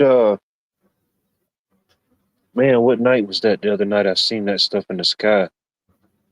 I feel like I lost a day somewhere today.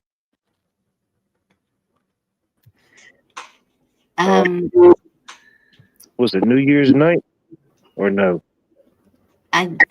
Yeah, night before last, whatever that was.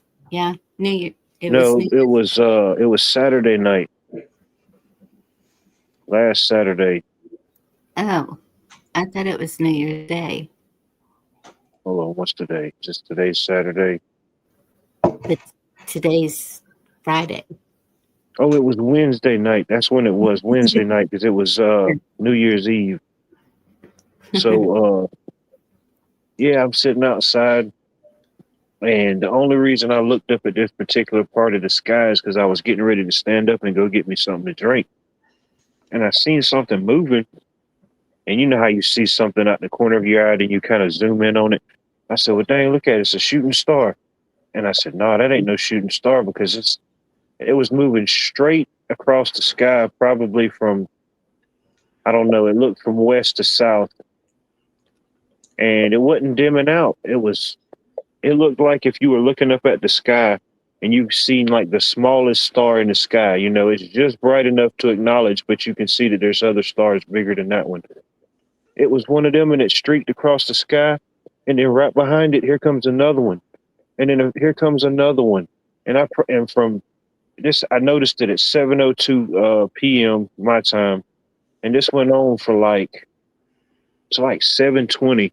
This went on for like 15 or 20 minutes. Eventually, I lost count, and I tried to get my phone out, tried to record it, but I couldn't capture it. But yeah, it was like one after another. It's like the same distance apart. No blinking lights or anything, but I guess it was some type of, I don't know, drones or satellites they were firing off or that were in sequence.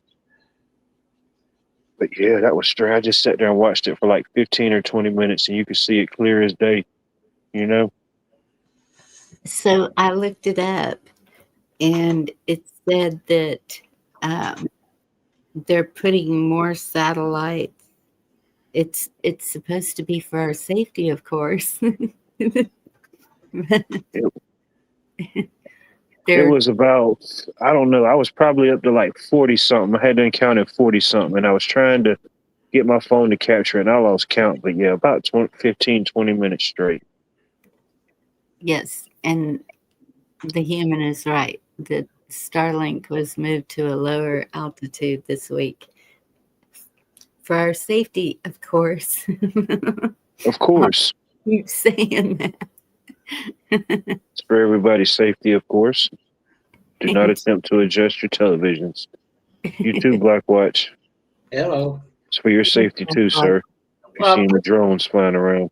could have been on Mars. The school's out, knows where the bus is going home. You know, sometimes they. Yeah, I don't know when their break. I don't know when it coincides with ours. I don't know if it's around our new year. That could make sense. It's a lot of traffic.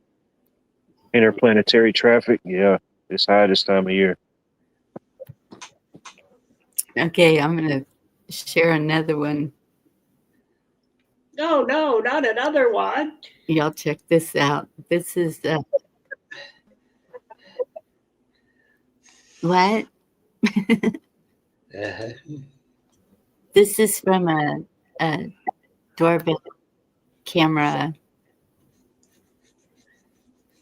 that Chessboard sent. Oh, wait. Okay, there it is.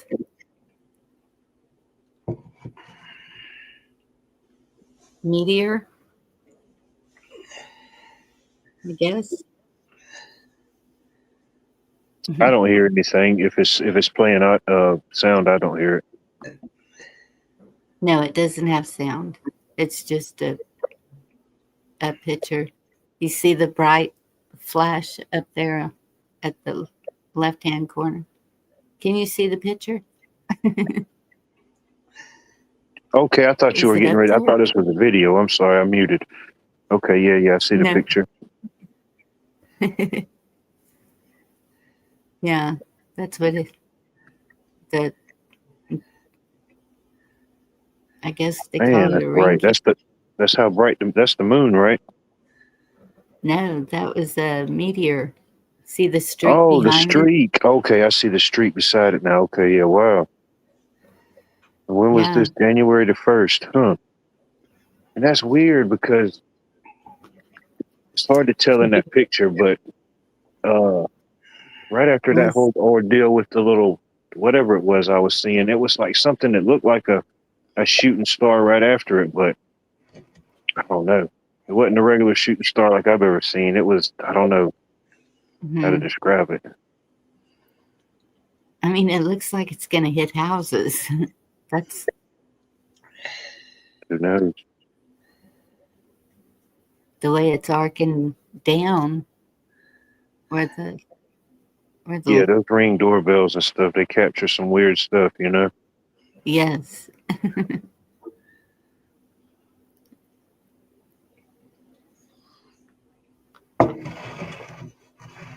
Yeah, that's pretty cool.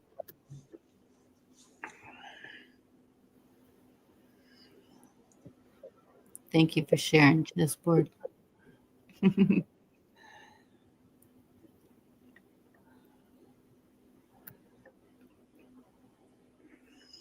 Set his doorbell off. Does your doorbell start ringing on its own?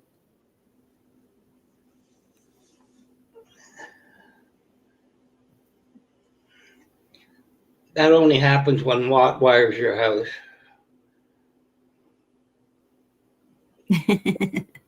That, you know, stuff there. You know, you ring the doorbell and their toaster pops up, you know, and stuff. Yeah, Yeah, no.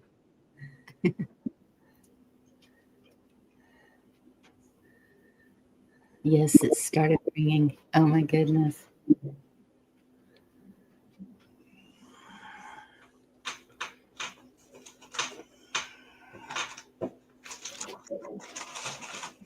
Did you notice the time? I didn't see the time stamp.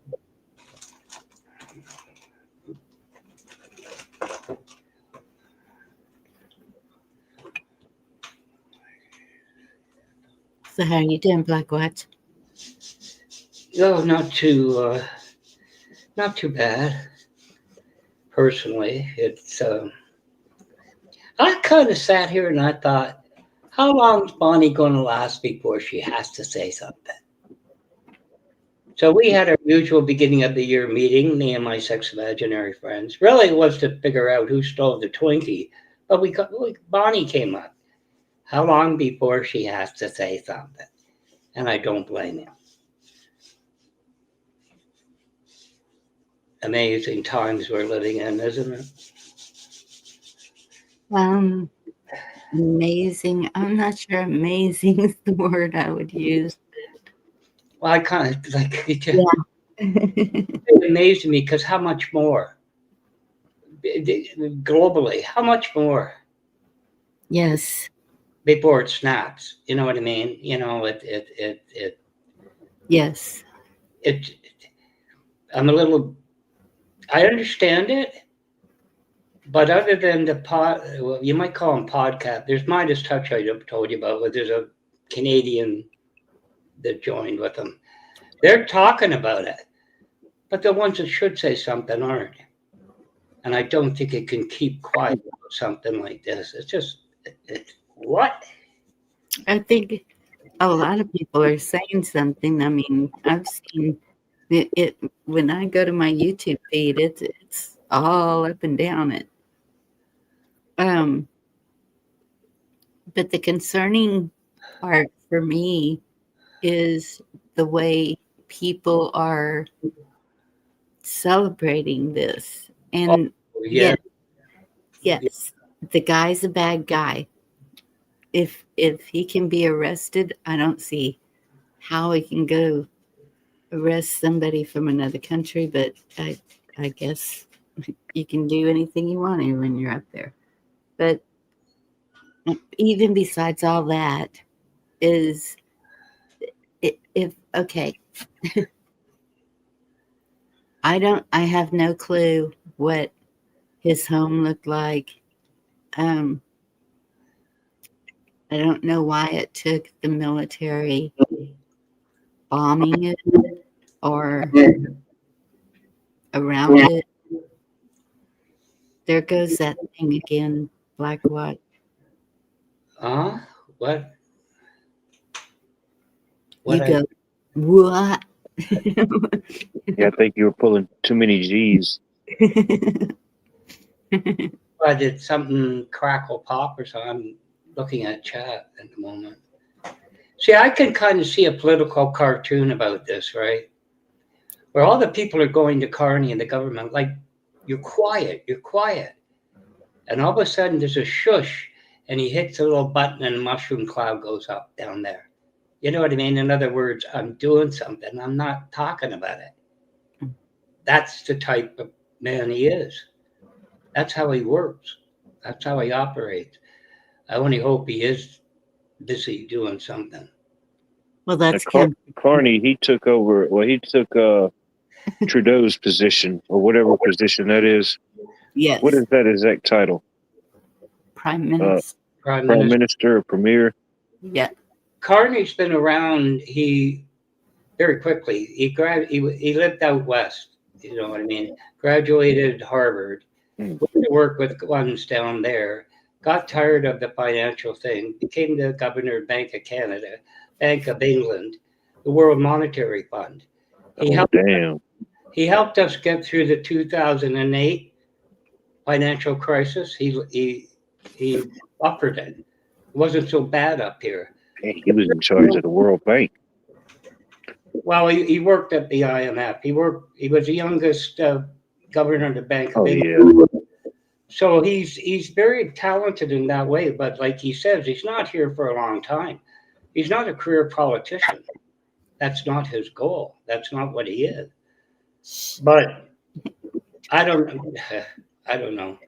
It's obvious what's going on, and it's obvious the envelope will be pushed. How long before the world turns around, the world in general, NATO, UN, whatever, and says, you move again, you're done. How long does his term last? When would he be? When is there another election for that? Prime Minister. Yeah, how many terms does that last? He's headed the party. He's not separated from the party, but it's about every 4 years. You can have non-competence vote. Like the budget, it almost went to non-competence that forces an election, but Yeah. actually indefinitely. So he's just over a particular party. Yeah, our prime minister, if it's conservative, whatever it is voted the leader of that party. So he or she becomes the prime minister. But you just said he can just go push a button and make a mushroom club. Like, you're okay with that? The point was what you know. What you know, because up here, and I've shied away from it now, but there's a number of Canadian ones that have come up. Canada Today, Dollar Under Fire, The Planet, there's a number of them going. And when you look at it, I've suggested that we expedite the delivery of an atomic weapon. Plutoniums are cheaper. And a lot of people said to me, I agree, reluctantly. It looks like you have no choice, much like what the other was.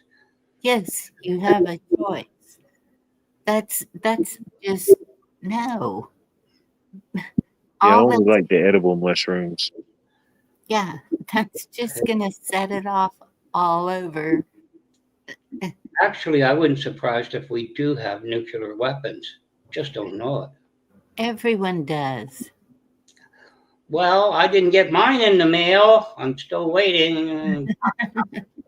No, I mean, when you look at it, Bonnie, the point is what's going to take? What kind of threat? You know, I thought we were past that. Does it have to be a threat? Do you think? Why can't the people just take a stand and say, hold up, going a little overboard here?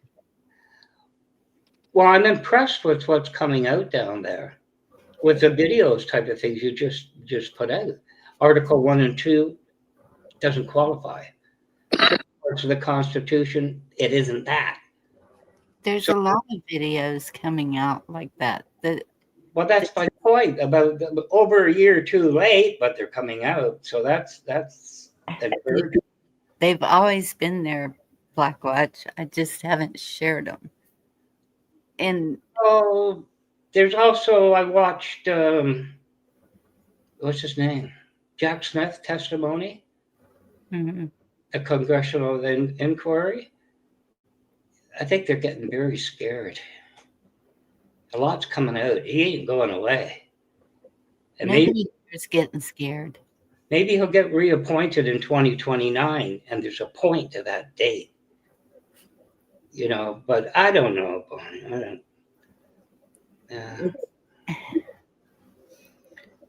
I don't get it. A lot will say, well, Obama did it, and then Biden did it. How kind of an excuse is that to keep doing it until So at least it's coming out.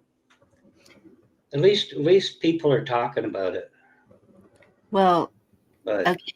The war on drugs has been forever, for a long, long time. And so that was the first reason. I'll say reason instead of excuse. And then it turned into natural resources, or then it turned into, well, the president is a really bad person, which he is. But we've heard the same of Putin. We've heard the same of Xi. We've heard the same of everybody. Yahoo. So what? We just go and take all the presidents of all the other countries? I mean, it's crazy. Just continue. There has to be, and I'm still convicted to. We need to take care of here first. You need to take care of there first. I do think Canada is in great shape, and Carney is doing a great job. You sound like the people who say, well, Trump is a businessman and he is doing a great job with the economy. I disagree. I don't see a good economy right now. Now, Thank goodness I sold my house when I did. yeah, I was thinking that the other day. You know, if you got a fair price, you might be better off than you realize. I already know this. It has been a blessing because I can see where the housing market is going. I can see where the monetary system is going. I see what's going on, but is there a way to stop it? I don't know. But you in Canada pushing a button isn't going to stop anything. No, just Going to kill a bunch of innocent people is what it's going to do. no. And What, I'm going to see that. That's what my whole point of this was, is civilians are being killed. my Innocent people. my point of that, Bonnie, is War Games. See that movie? You go to press the button, and the thing running it says "Mad World Mad." Would you like to play a nice game of tic-tac-toe? In other words, you pull back. You know what I mean? You face it again. You know what's going to happen, and not even the craziness in the world can pull back from it. Mutually, whatever, destruction, mad. You know, it's stupid. It's mad. But maybe that's what it'll take. I don't know. I never thought I'd be saying this, but No. you should come with me. When has any war solved anything? Please name one. Oh, there isn't. You know, there's a lot of people have said World War I and II. So they killed a German. Big deal. The world has to go to war because one German got shot. I don't know if he didn't get shot, would it have stopped it? I don't know. There's a lot of opinions on that, Bonnie. But I'm just asking, when has war created a solution? It doesn't. Well, I mean, what's the alternative? Become fascist? You know what I mean? I don't know. What war is pointless. It is. It's better that you, like what that guy in Venezuela, I can't think of his name. He wanted to talk. I ain't going to talk to you. Okay. You know, so now you're going to say, but you attacked me. No, I didn't. I wanted to talk. The truth is so absurd. But then, like you said, there's people, yeah, next we're going to go to Greenland. Do you really think Denmark is going to sit in their ass when they've owned Greenland more or less for 600 years? Do you know what I mean? But I don't know. Hopefully this is it. You ought to come with me on my comments on my Canadian channels. Maybe you don't think I'm. They've all but banned me now. You know, so it isn't that great. And he's also working on our immigration numbers now. That just came out. Got to start limiting them. So, I don't know. Did you go away or did I hit a button or what? No, I was just letting you spew for a while. The button pushing is figuratively. What I'm saying is maybe he is working on something that there's a lot. We thought he bent the knee, but he didn't. It was part of the thing. So that's how the man works, apparently. What man are you talking about? Carney. That's how he does it. Oh. He doesn't go on Truth Social. He doesn't jump up and down. He doesn't, and he only announces things when the time is right. Well, a lot of them do that. You don't see Putin just doing all that.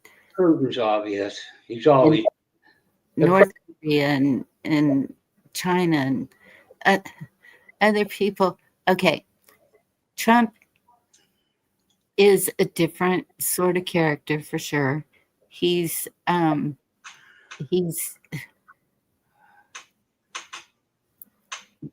he's all over the place.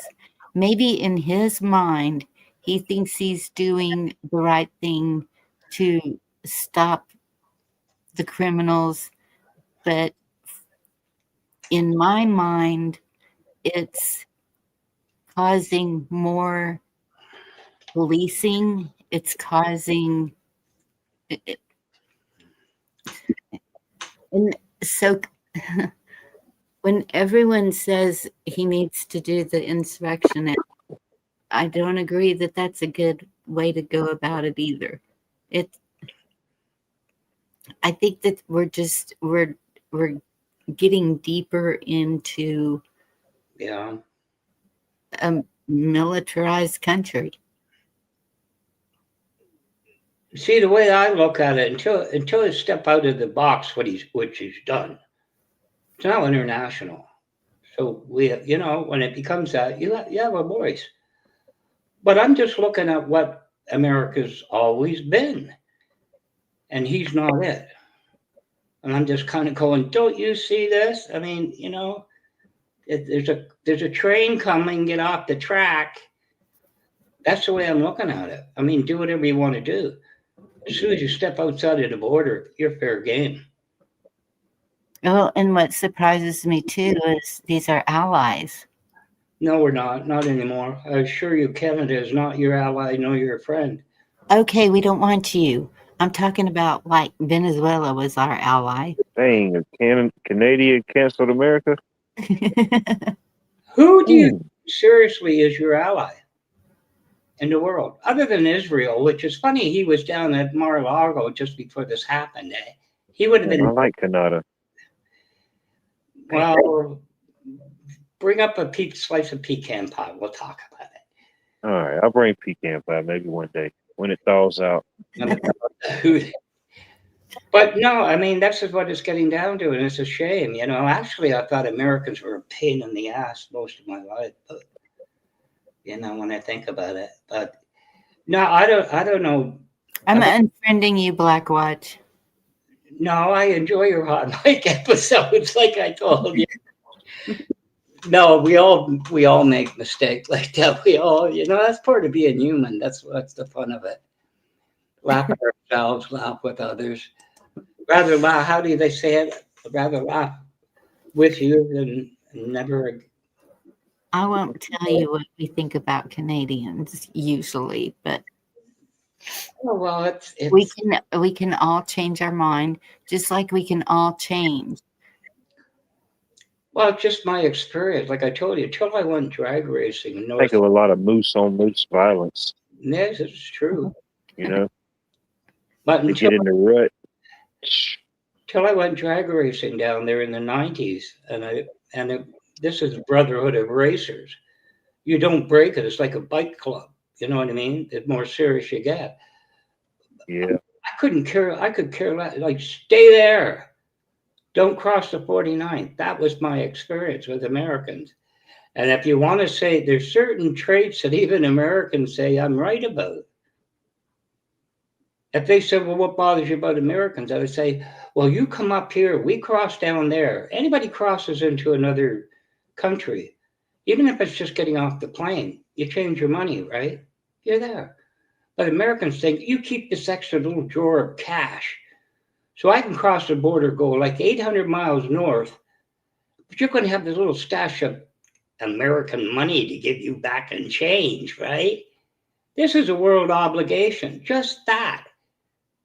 And the Americans say, you're right. You know that? You're right. That's what a lot of us, think. Yeah, you're right. I need to get me some more Canadian cash and There you put go. it in the safe. But it's just, I do. I'm not going to Canada, so I'm not worrying about Hey, Canada. when they come here, we're ready. we get fresh train from Mexico to Canada. So if you want to jump on the boxcar, We'll No. get more pesos and more Canadian money just in case. there you go. No desire to go to cold a Canada. It's Okay. not And that cold.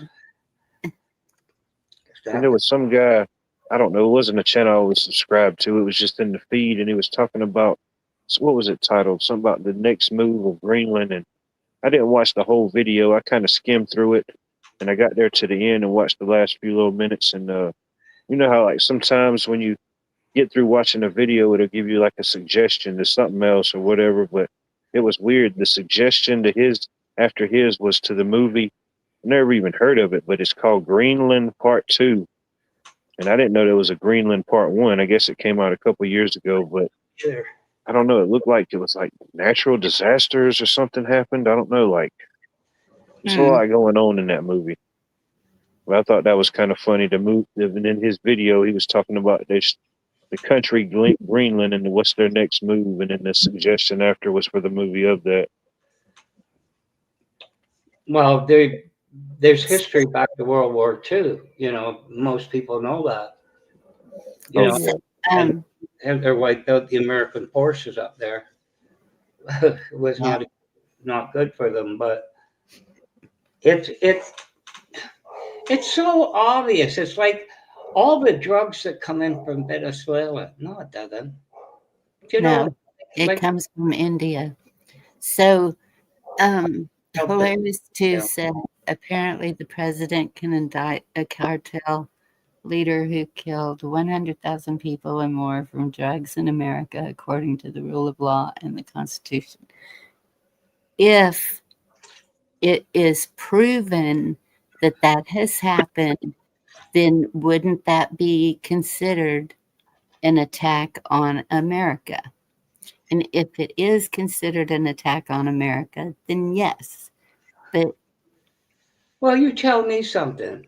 If an 8-foot moose turns south and farts, is that an attack on you guys? Just because you smell a smell? Or is that a part of life?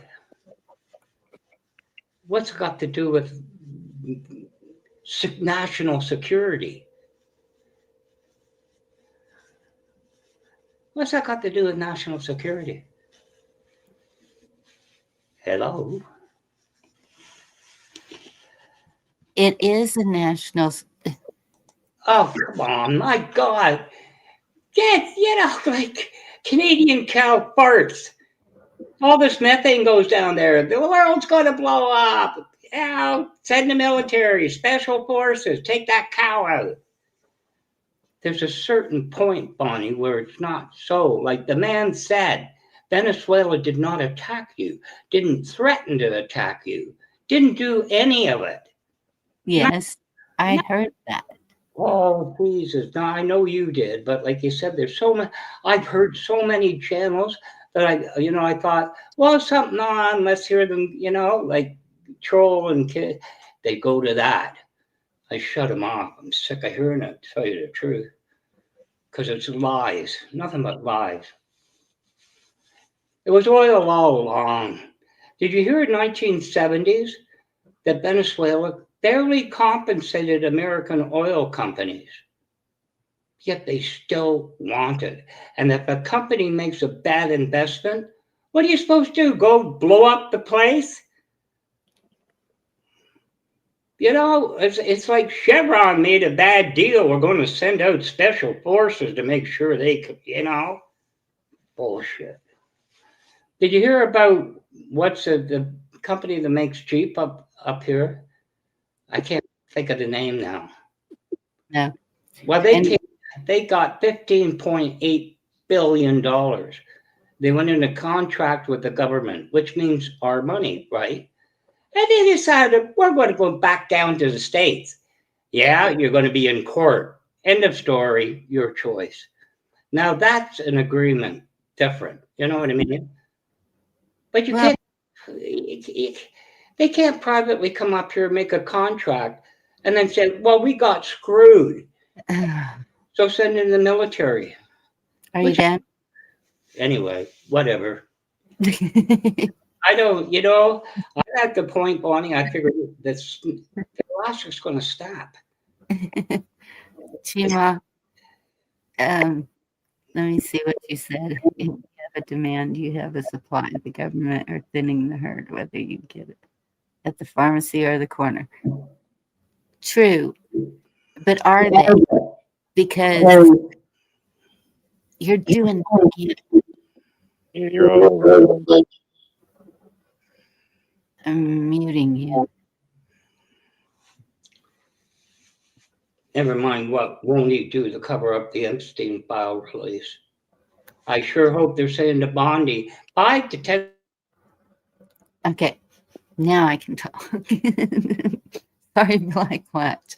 Just 1 minute. I don't know why it starts doing that.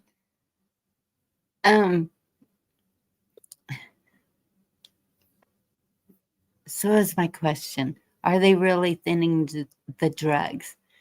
The ones that I can see that are thinning are the pharmaceuticals. That is where I think that people are going to have some trouble getting the pharmaceutical drugs. But street drugs, y'all know, they're everywhere. I don't know how we can.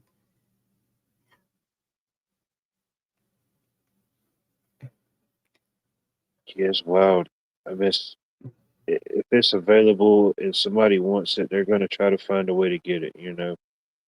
I mean, Yes, and Jerry, there it is. You hit the nail on the head. I remember it was years ago. It was like 10, 15 years ago. I was out and about somewhere, and I think it was a Walgreens. I don't even remember what the heck I was going to get, but as I was going in, this guy stopped me, and I was thinking, dang, this dude's either going to ask me for some change or a cigarette, you know? I was thinking, well, I'd already done committed. I said, well, heck, if he asked me for something, I'll give him a couple bucks just for a good deed. But the dude said, hey, man, come here, man. You want to make a couple bucks? And then I already knew as soon as he said that, I was thinking in my head, nope, but I'm going to just hear his little pitch right quick. He was like, I got this script and everything, and it's cool, it's mine, but they won't let me fill it out. They won't let me collect. And he's like, I'll pay you $100 if you just go in there and just collect it for me. And I was thinking, nah, that don't even sound right. If you had a prescription and everything, and for you, and you couldn't get it cash or what? I'm not cash, but prescribed or whatever, however they do it. What the heck makes you think that me, just a random person, is going to be able to do it, knowing that you probably already went in this place a couple times and tried to do it? Nah, I'm not going there. I'm not playing that game. Yeah, he wanted me to go in there and allegedly cash his prescription. Yeah. Oh my goodness.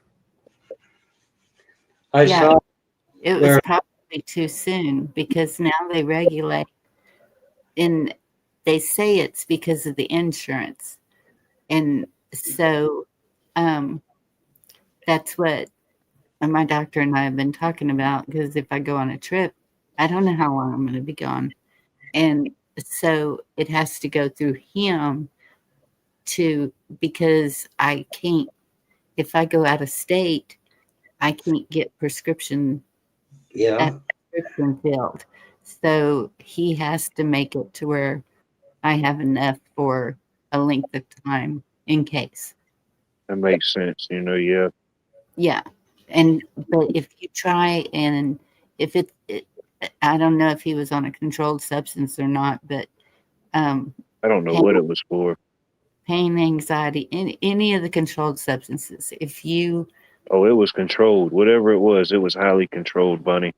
okay, then it was probably too soon, is why they wouldn't fill Whatever it. the thing was, what people was taking, I don't know. Yeah. I don't take any of that stuff. I still don't take nothing. No aspirin, no Tylenols, nothing. Ativan is a controlled substance up here. It probably is down there too. Yes. That's one. It might have been like There's a whole bunch of them. like a Percocet, or what was the other one that people used to do Yeah. besides the Percocets?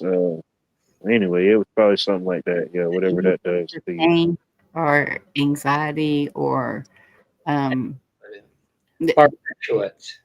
He hurting a lot of them too. I guess he needed them bad. I don't know. yeah. And so they're controlled Yeah. because people will abuse them.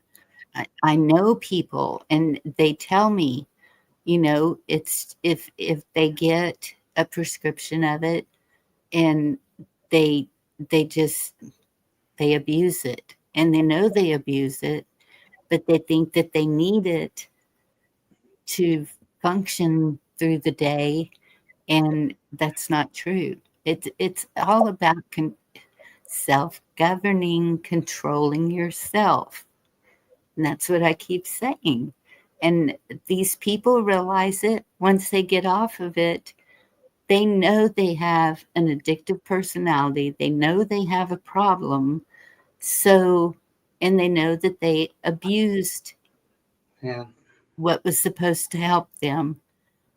So it's them being accountable for, okay, I know that this messed me up and I need to stay away from it.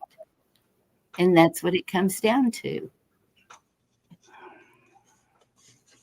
I know when I had my accident, they gave me these pills. I don't even remember what they were called, but allegedly they were for pain. And I never even took them. But then they also gave me this prescription to get this other bottle of pills.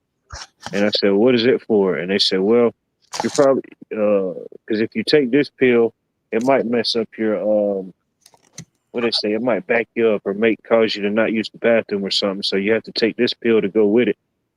So I just let them get their whole little spiel. You know, I got them, went and had them prescribed. But yeah, I never took either one of them pills. I said, no, I don't trust the pain pill. And damn, if the pain pill's that bad that I got to take another pill behind that one, no, y'all ain't double dipping me. I ain't playing that game. You I got never took them. I cannot stand pain pills. They just make me sick.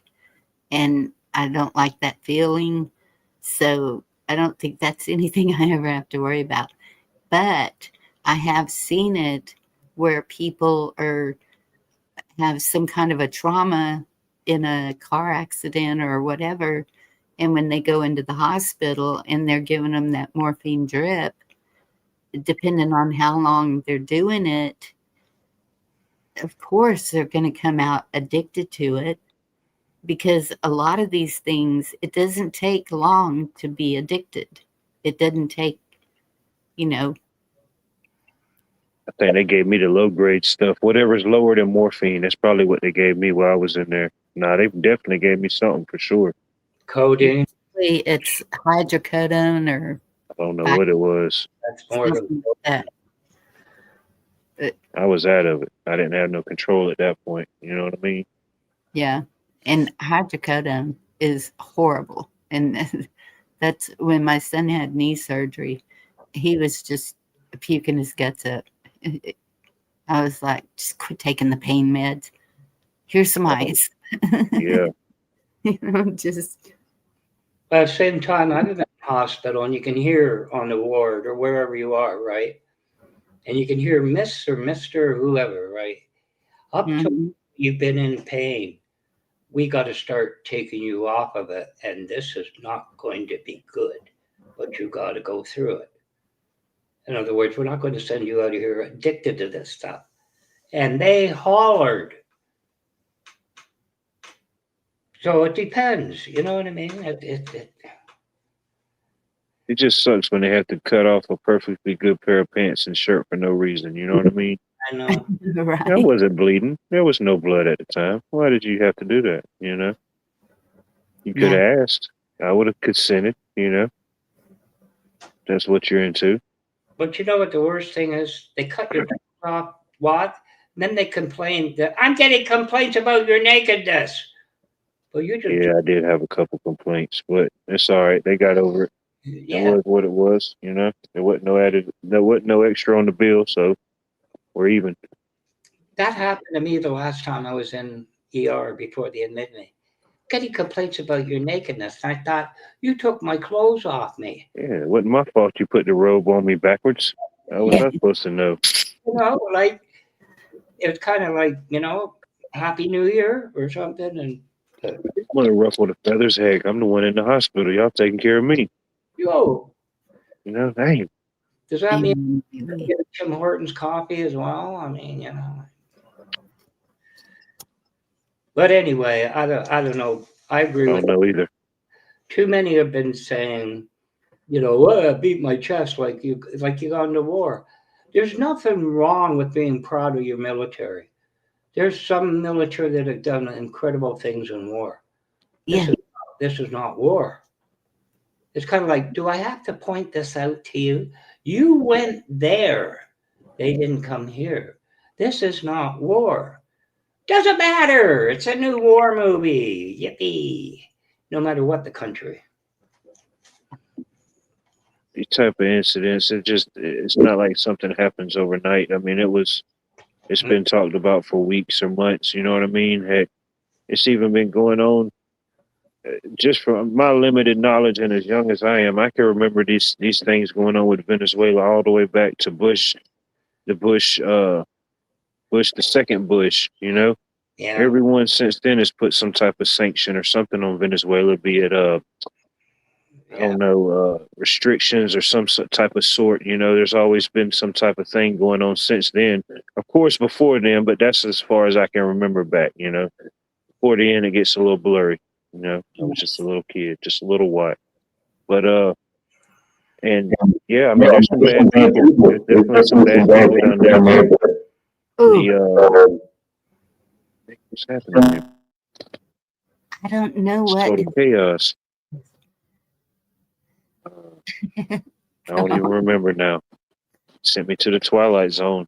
Yeah, I muted him. But like, but yeah, like even like, you know, taking a bad person out, you know, for the right reasons or whatever it may be. It's like even still, in some instances, it creates like these political vacuums, you know, where like you remove the alleged leader, even if he wasn't the alleged leader, whatever alleged involvement he had with the elections or his previous election or whatever he was involved in, you know, the drug crimes or the war crimes or whatever. You remove people like that, it's always the vultures and the scavengers and the scallywags that's just licking their chops to try to get a top position, you know, whoever that may be. I don't know the political realm of Venezuela, you know, I don't know directly, just last couple political cycles, you know, but Yeah, I don't know. I A lot of just, times it creates those like political vacuums in those areas or wherever it may be. yeah. And I agree with Gma that there's no stopping it. I mean,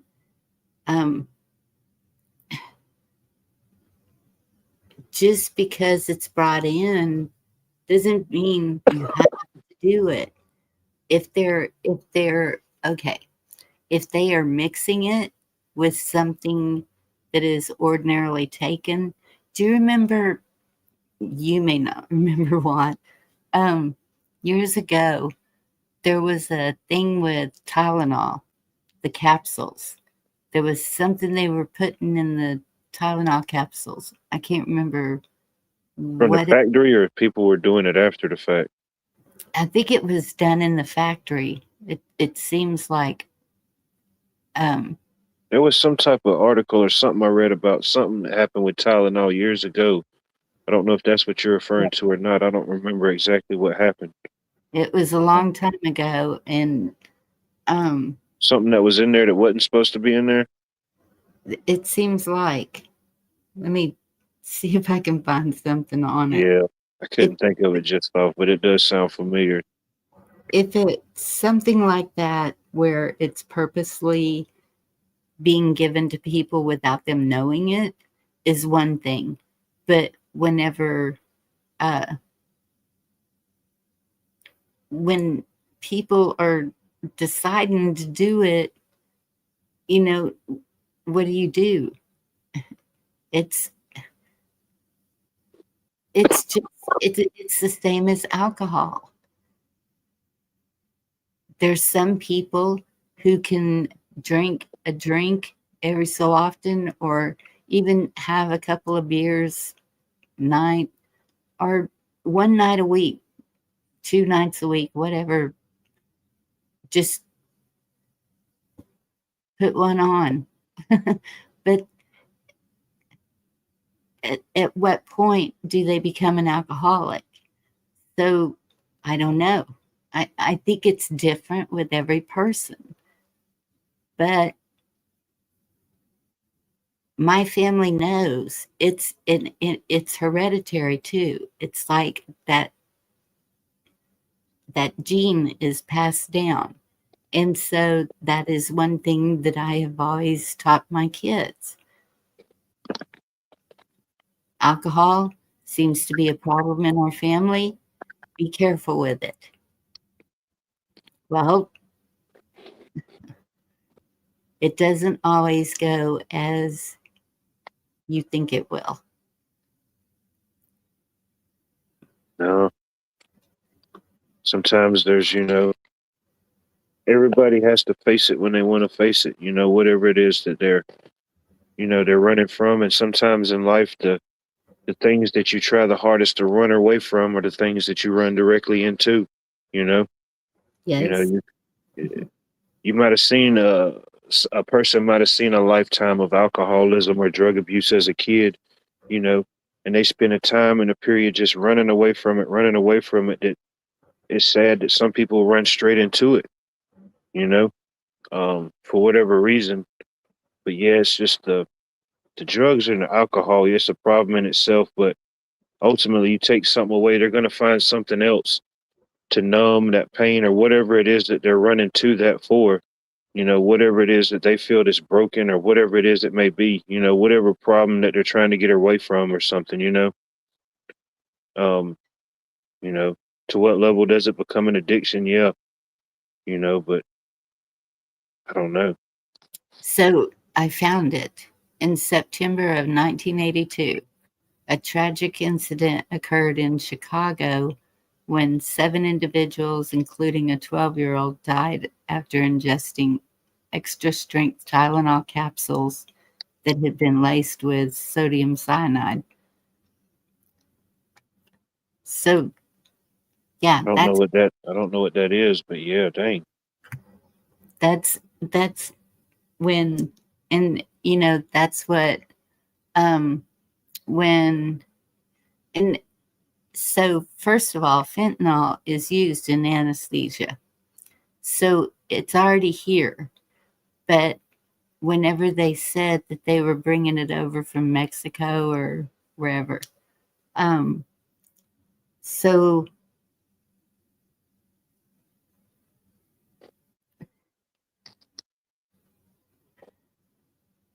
I don't know if it's made differently, if it's stronger than what it used to be.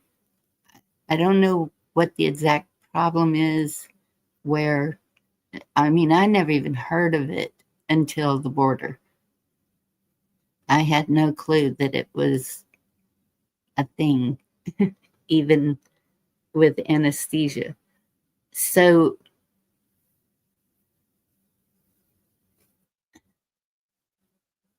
I don't know. The ones I hear about are when I was a kid in San Antonio, it was cocaine. The rich, cocaine. Whenever we would go to outdoor concerts, trays of whatever you wanted was passed around. Every color, appeal, shape, anything just passed around. And I was like, I can't believe these people are taking this stuff, not knowing what it is or anything. And so, and that was a long time ago. It's whenever I used to hang out on 6th Street in Austin with my friends, we would be walking down the street and people were sitting there, ecstasy or Xanax, or they were just, it was like a market. Just, what do you want? What's your pleasure? And we would just walk on by. Is this working now? That's my. And that's what I'm saying. I don't know what the draw is to fentanyl or whatever it is that I don't know what people are taking. I have never in all my life seen people bent over from drugs. I don't know what drug is causing that. I've never seen that. I have seen somebody tweaking pretty bad on something, but Oh yeah, it makes the tweakers look calm. Is this mic working now or not? at the moment it comes and goes, Black Watch. I don't know what happens, but all of a sudden it's like But a lot of times they say about addiction is if it's not interfering with your life. But so by the time you get there, you think you're fine. What's the boss talking about? I can't do up my, Velcro shoelaces anymore. You know what I mean? It's there. yeah. I worked with a drunk that was there since the 50s when the Avalero was there. And it was finally me that put him down. I couldn't take it no more. Well, Chessboard, if drugs are an escape from reality for the weak, then wouldn't it be a societal problem that It is an escape. That's like I was saying. Ultimately, somebody going to drugs and getting addicted to drugs is just ultimately a side effect of them running from something or trying to escape something. Whatever it may be, trauma. I don't know, whatever. I can only speak for myself. The only drugs I've ever did, I guess you could say, would be weed, nicotine, and caffeine. But yes. Ultimately, yeah, it's just somebody trying to escape or get away from something or numb something. Yeah. All it was with teenagers, and they ended up a lot of times becoming dealers, was I'm cool, I'm awesome, man. And they look like I'm not going to get into adjectives. And that's the thing. I know that I have an addictive personality. I smoke. That's it. And it's crazy addictive. And apparently so are Nella wafers. I've been telling y'all they are poison. Don't get Nella wafers. Because they and By the way, I sent that extra memo on that. Do not deliver vanilla wafers. everyone says it's the sugar that's addicting. Well, my goodness, everything out there has sugar in it. It's,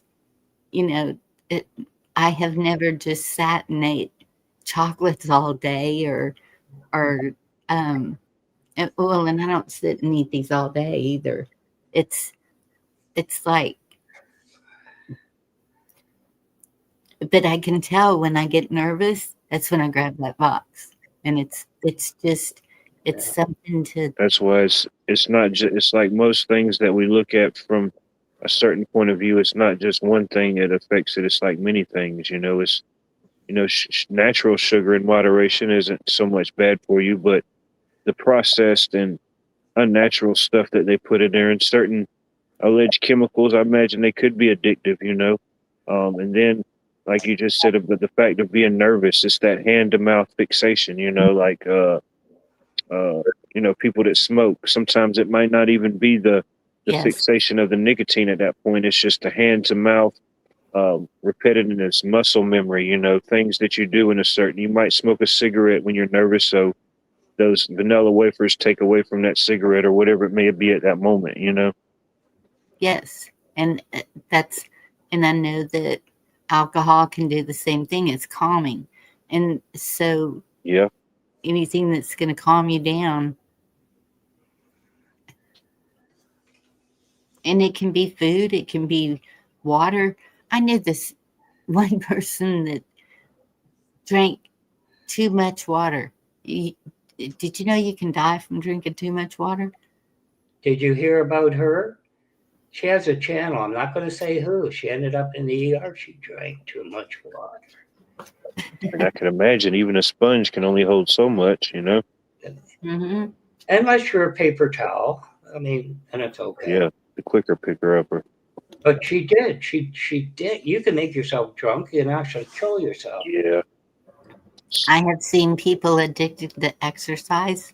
One of my friends, she started working out, and it was like she couldn't stop. You would see her in the store, and she would be running in place, getting her stuff in the store. It was like, and she said, I can't stop. False body image. Another friend, she has to have a certain kind of ice. And so there's one convenience store that sells this certain kind of ice. The chewy, And crunchy ice. yes, and she Oh, yeah, does, they got to have, man, people are addicted to that stuff, man. yes, They will literally knock you out of the way if they know that your cup is going to get the last cup of that ice. yes. I had a Meemaw do that to me one day at the Circle K. She will go crazy if she does not get that ice. I mean, she posted on Facebook, I've got to have the ice. Where's the ice? If the machine Yeah. breaks, she's just blah. Seen people fill up 5-gallon buckets of that ice and not have a drink in sight. You know, they just got to have it. It's there. They want it. Yes. It took me 10 years in therapy to get over having to be a stud muffin. You know, Yeah, I mean, it happens, dude. it was draining my energy, and it was just interfering. Ain't your fault you inspired Fabio in your own mind, you know? Yes. It's not your fault at all. Chessboard. I'm hoping that that'll happen.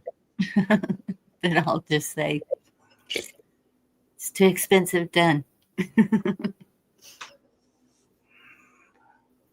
Man, yeah.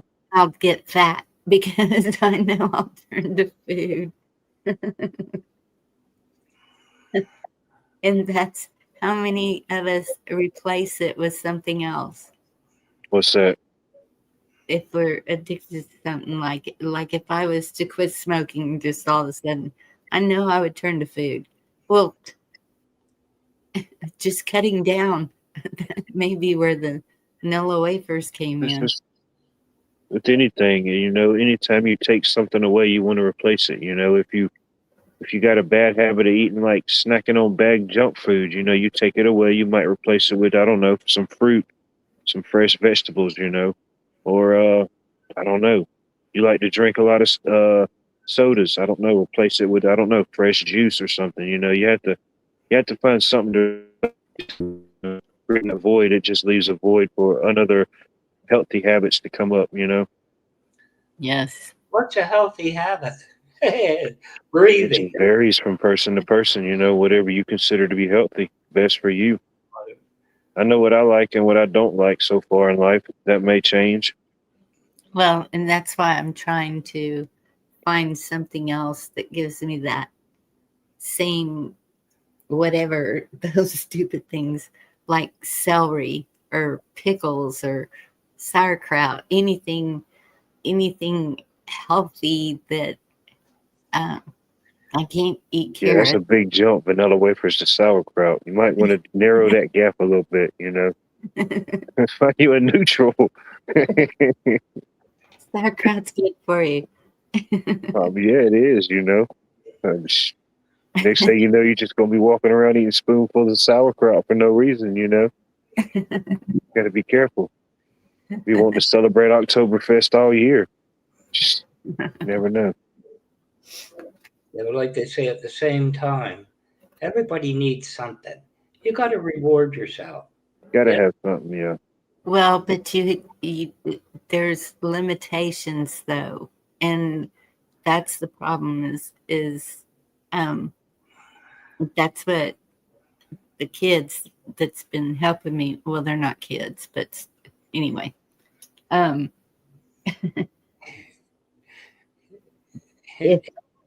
whenever I got a 7-Up,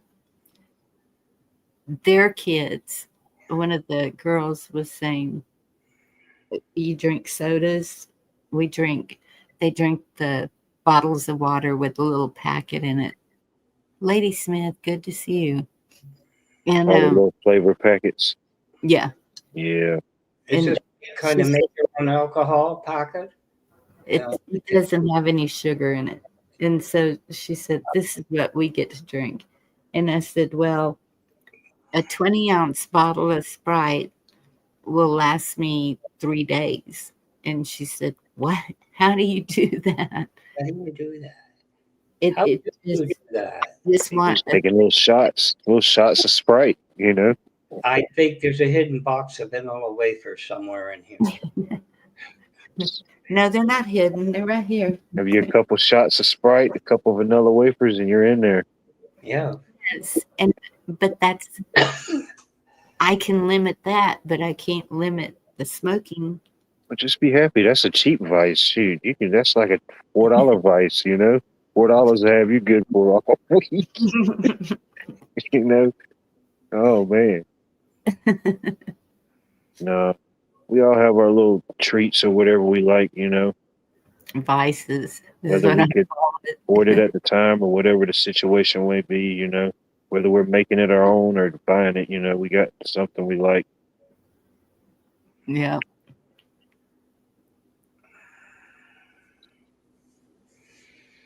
Yeah.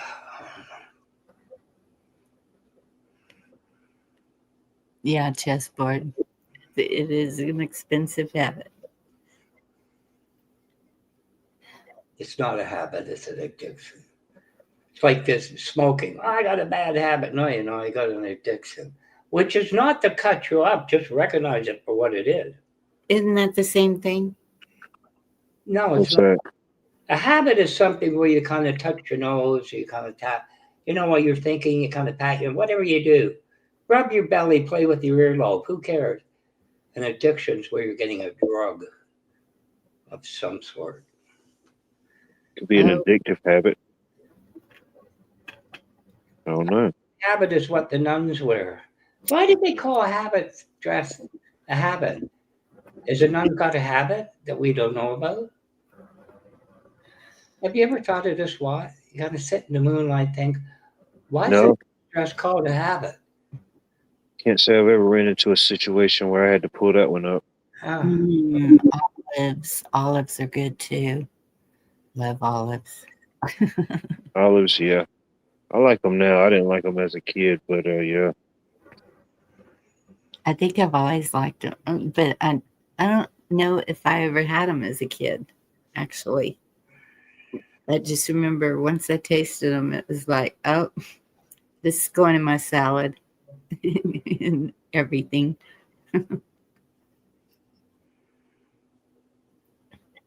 hmm. Yeah. Well, like George Carlin pointed out in one of his skits, I got this problem. So somebody said, go down to the drugstore, get yourself a self-help book. Well, if I need self-help, why am I going with myself down to get a self-help book when I need self-help? You know what I mean? There's this addiction to this. There's something wrong with you Well, because you know, like, get over it. so With everybody. hilarious too. Do you remember when the tobacco companies were being sued Yeah. because of what the tobacco was doing to people? So were they caring about the people? They've added all these chemicals and crap to it and to make it even more addictive. So what would be the difference? Is the cigarette people cartel also? Or I mean, it just seems like a lot of people are being called cartel. They're drug dealers.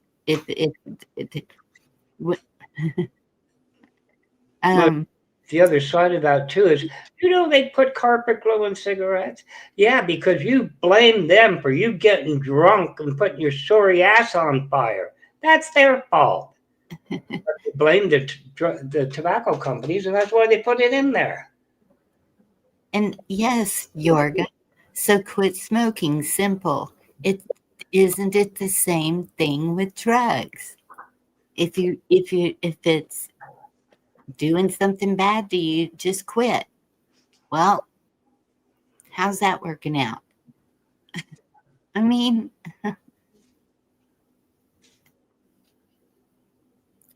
it's contradictory to me.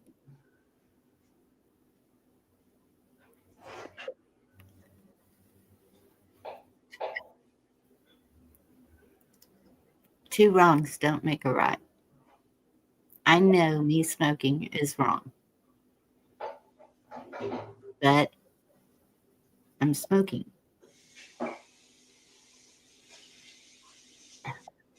Yorga, that is not even.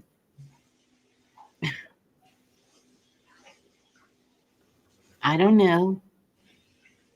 What's the answer? You would know that. What's I the didn't question? So you blame my son for overdosing. I can tell you this. My daughter, that is no longer here, smoked, drank alcohol, lots of alcohol. So do I blame anybody for that? No, I don't blame anybody for that. That was her choice. And I talked and talked till I was blue in the face. She knew I was worried sick about her, but she didn't stop. That was her choice. And yes, it's hard as hell to be the one left after something like that, especially losing a child. But it was her choice.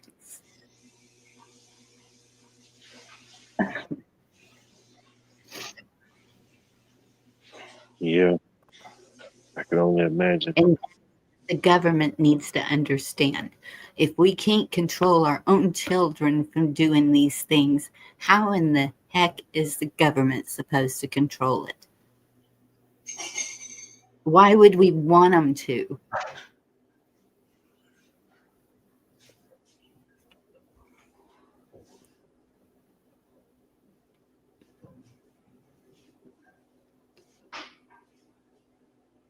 Yeah, Wayne, I've got a son I'm trying to save now, too.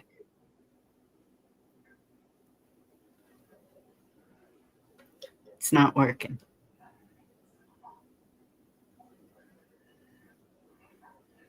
And, you know, and that's alcohol. And when you see that they can't make decisions, wise decisions, even just simple decisions anymore, when you see how it's affecting their brain, how it's affecting their whole life, Yeah, it's hard to watch.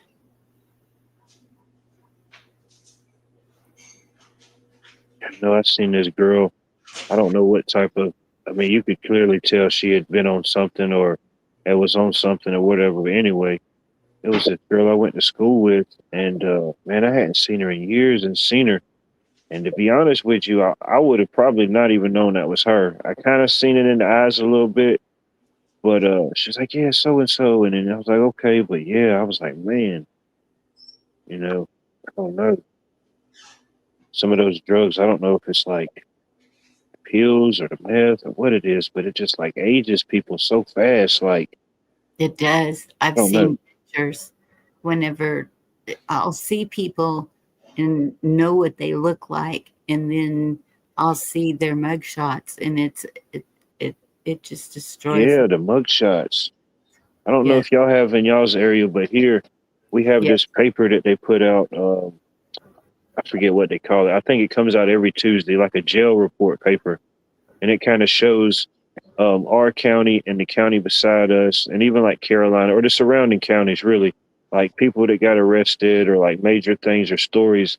But every now and then they'll have this person that's done been in there and they done got arrested, I don't know, like 20 something times or a bunch of times. And if it's one of them type of people that's on drugs, like the first time they got arrested, they look so young and everything, and it just ages like each picture ages like 5 years, but it was probably only like a year or a couple months, you know. Yep. Mm. It's destroying everything inside of them. It affects every single thing inside of them. And that's How you know it has to be some type of breakdown or something, because if people see what it does to somebody else and they still would turn to it, it's just, you know, I've never done it or done anything like that, so I don't know. I can't speak for why everybody would turn to it. You know, I don't know what somebody could go through in their life. I've I only don't- lived mine, you know, and I haven't even lived all my life yet. So who can I don't know what would cause somebody to go towards that. Anything, any type of hard drug, you know, like that. well, I saw it happening. It was okay, small town. Lots of bars. So I don't know. I don't know if it was boredom or peer pressure. There was a lot of peer pressure. I did see that happening. And I Yeah. was out there and threatened to kick butt with those kids. But it didn't do any good. I mean, well, I'll just stay away from mom and didn't and always you're just judging. You're just judging. No, I flippin' care. It's when you love someone and you see them going through that, you can you can't just ignore it. You can't just say, well, and so you try everything you can. And in the end, we have no control over our children. When they're adults, they're making their own choices. Yep.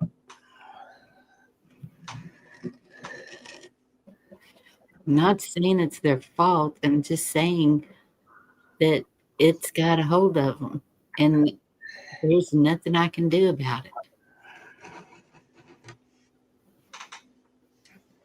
You know, and a parent sits there and they say, I don't know what I did wrong. I don't know what, and I always have the answer for them. And they said, oh, please tell me what it was. And I said, it's called sex. If you didn't have sex, you wouldn't have had them. Simple. I've seen people addicted to sex, even. Sex.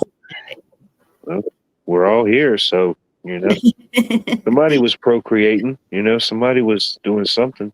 Yeah.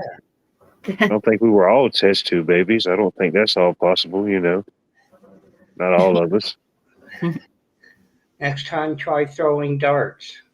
Oh, boy. I did a couple times, but yeah. You know.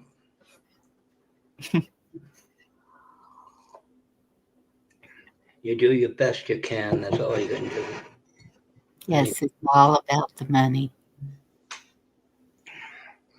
What, they pay you to have kids now? Oh, my God. Hold that bus. No, not kids. Look at the tax on alcohol and tobacco. My goodness. The stores pay hardly nothing. But the tax is what makes it so expensive. That's because the government's a whore. That's why.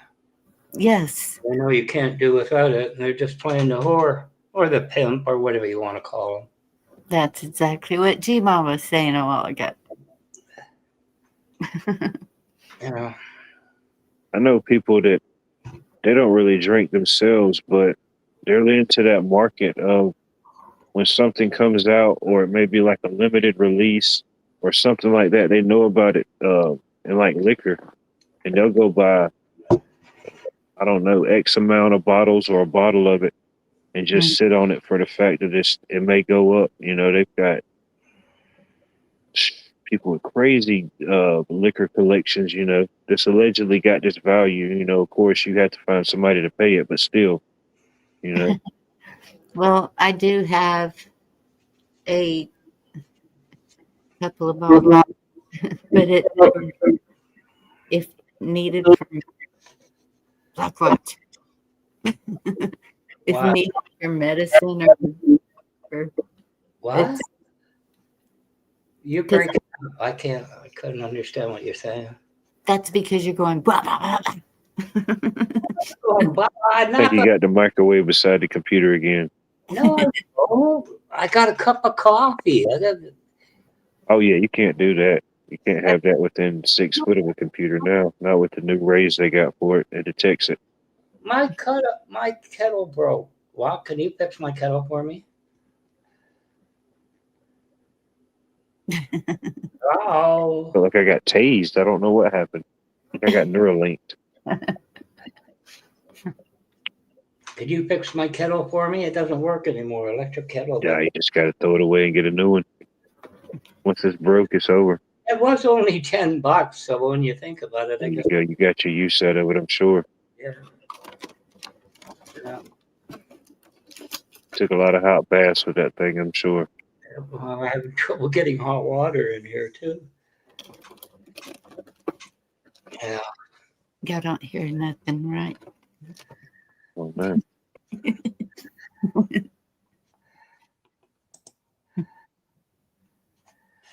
Well, let's see. We solved how many? 128 world wars. We didn't solve anything. We didn't. Oh, and then we canceled. So I remember that Tylenol thing you were talking about. That was a real big scare on the people. Yeah. Yeah, the heck with that. And it had to be the factory because they narrowed it all down. That started the sealed, jar, with a seal on it. And I think it also started them making more caplets than capsules. Well, that fentanyl, what you were talking about when I blinked out, they've noticed that it's not as strong what's coming in, apparently, in the seizures. Not as strong as what it once was, but anyway, whatever. Sounds bad enough to me. I don't know. Well, Never had no dealings with it, but remember when they said it was so deadly, you didn't even have to ingest it. You could just touch it. You know, it could be like on a dollar bill and it could get you. Right. And man, ain't nobody gonna, some people was just gonna walk past the money on the ground, like, oh, damn. Yeah. I ain't picking up that dollar, I remember seeing the cashiers wearing gloves just in case, and the bankers. I can understand a glove, something like that. You just never know with people these days. Or especially like at the post office, handling all them different packages from everywhere. I probably would have on maybe a pair of gloves. You never know. Even if that would even do any good for some stuff, I don't even know. Now, Bonnie wouldn't be old enough, but remember when there were no counting machines in banks? And you had that woman going with a letter finger and 1, 2, 3, 4, 4, and you go 6, 7, 8, 9, 10. She loses count halfway through the bundle. Yes. At one time, they didn't have counting machines where they just run it through 5 or 6 times. I know. They had the little rubber finger thing. Remember that? Yes. Where my grandma retired from Bank she worked at the bank. I have some of those little rubber finger things. Because even working at the restaurant at the end of the night, having to count the tills. Grocery stores always had to do the tills. Yeah. The bank she worked at, that she retired from, no longer even exists as a bank. It was Southern Bank and Trust. Yeah. I guess they ran out of trust, did they? Well, they still had the trust. They just didn't have any more bank. You know, the bank went elsewhere. Yeah. It's hard to just be a trust with no bank. We had the chartered banks, we had trust companies, credit unions were protected. But at one time, they couldn't buy out trust companies. And all of a sudden, they bought all the trust companies out. Wonder who made money on that one. I think she worked with them so long when it was back when it was it had I forgot the name what it was before then. It was Georgia Railroad Bank or something. Yeah. It was all tied in with the railroads and stuff because it was of course a real big thing here being right on the river and then right down from Atlanta. You know, at one time, you know, Atlanta wasn't always called Atlanta. It was called Terminus. It was like it was and still is like a major hub for a lot of things coming in and out of the South. Yeah. Oh my goodness, Gmo. What's Gma doing? She twerking again? No, not See, I twerking. knew it. I rolled naked in $1 million once. I knew it. I read the vibes. I felt the cheeks catching wind.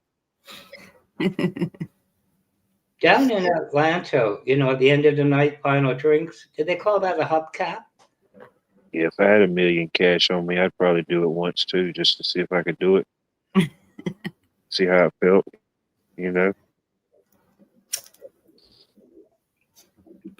Black Watch, what was that question about a hubcap? Well, he was talking about Terminus and that, so I was just wondering, like a major hub.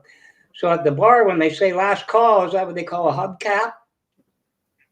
Could be if you got any hubcaps left, you know. I've never heard that. You ever I heard think of it's a Canadian thing. it? They still got hubcaps up there, Bonnie. He said it used to be a major rail hub, so I got, you know, like nightcap, hubcap. No, forget it. Train conductors got to stay warm, I guess, you know. They need a little drink, a little picker-upper. When's the last time you saw a hubcap, too, when I think about it? They're all fancy wheels. I'm sure they still make them. They're far in between now, I bet. Well, one of these days, your grandson will come to you and say, Grandpa, what's a hubcap? My grandson, Yeah. oh, shoot, that's a long ways down the timeline. Yeah, I think That timeline may get split up into 3 different timelines by then. Who knows? Shoot. see it now. Maybe like Benjamin Button. I may get younger as I go. Who knows?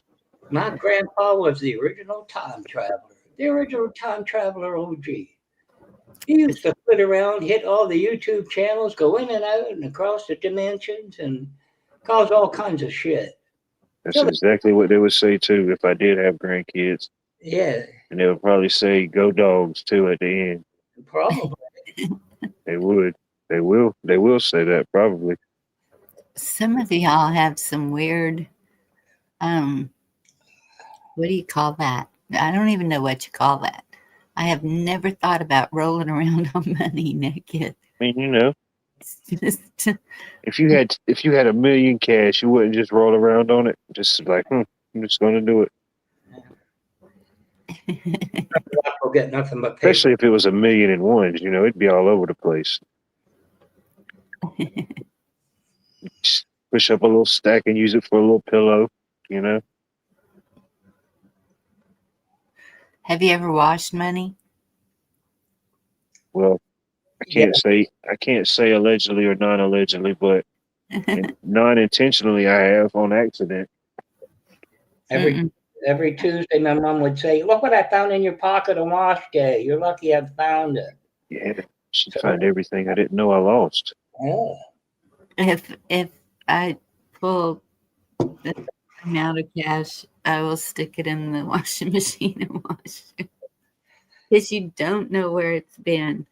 I've been seeing y'all's butt comments. You know. Navy vet, good to see you. Yeah, we've probably handled some money that somebody rolled around naked on, you know, or didn't, you know. There's the odds of that's pretty high. You know.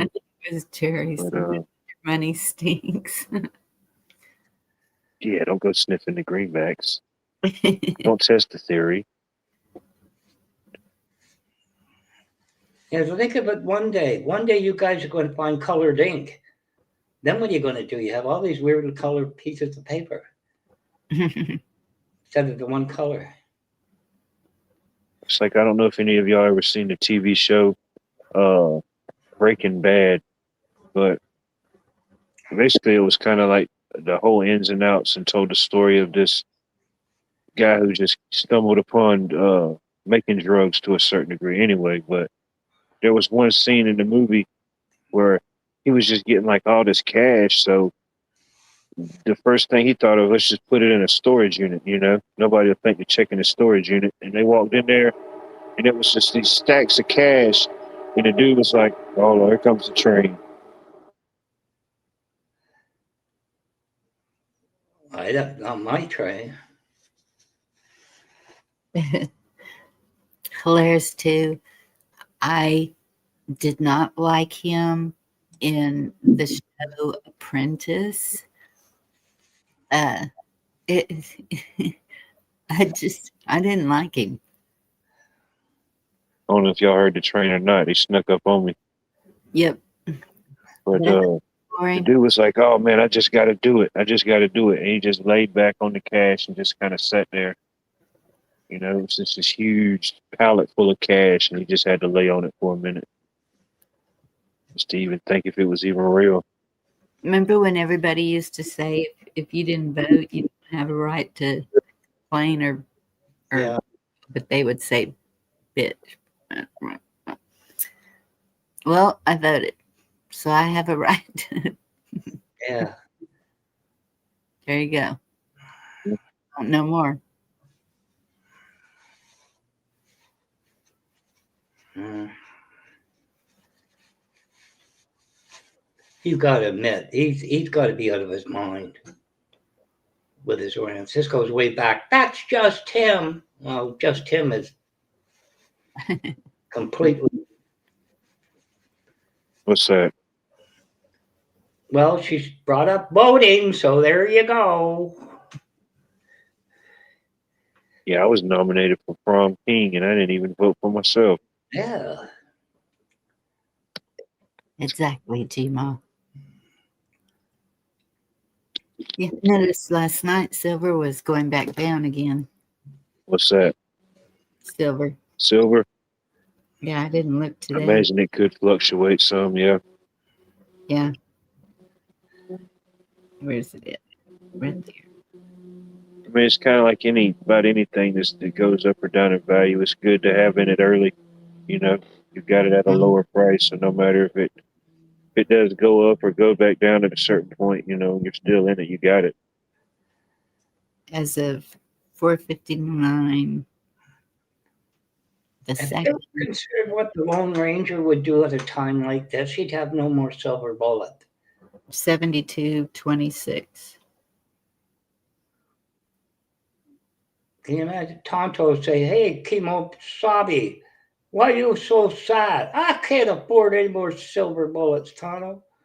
I don't know what I'm going to do. I don't know the highest it got up to. I think at one time, I seen it up around 78 or 79. Yeah, Maybe. Chessboard said today it was 71, so it's dropping a little. And It's still up. Overall, it's still up. well, yeah, because yeah, it's up. It's got a little chart thing, the little graph Yeah. that shows it going up or down, and Yeah. Where they compile all those numbers and stuff. yep.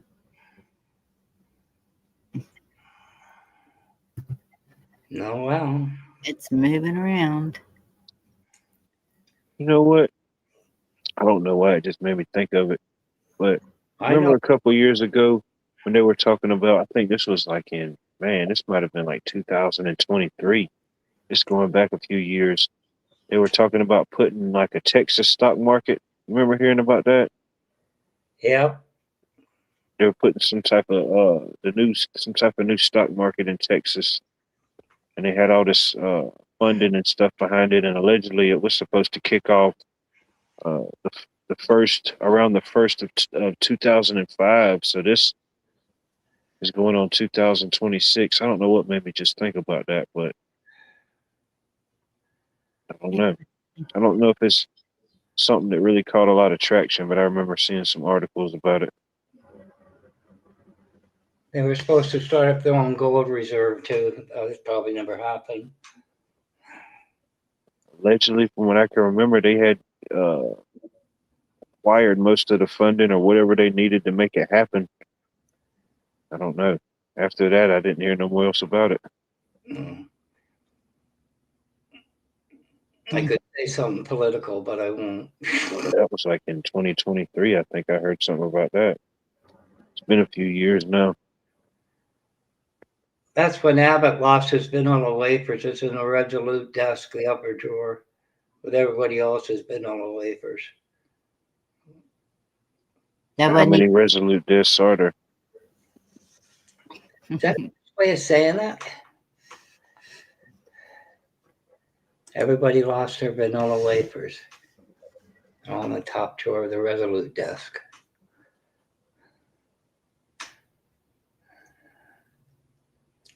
The only thing that concerns me is silver is used in everything AI.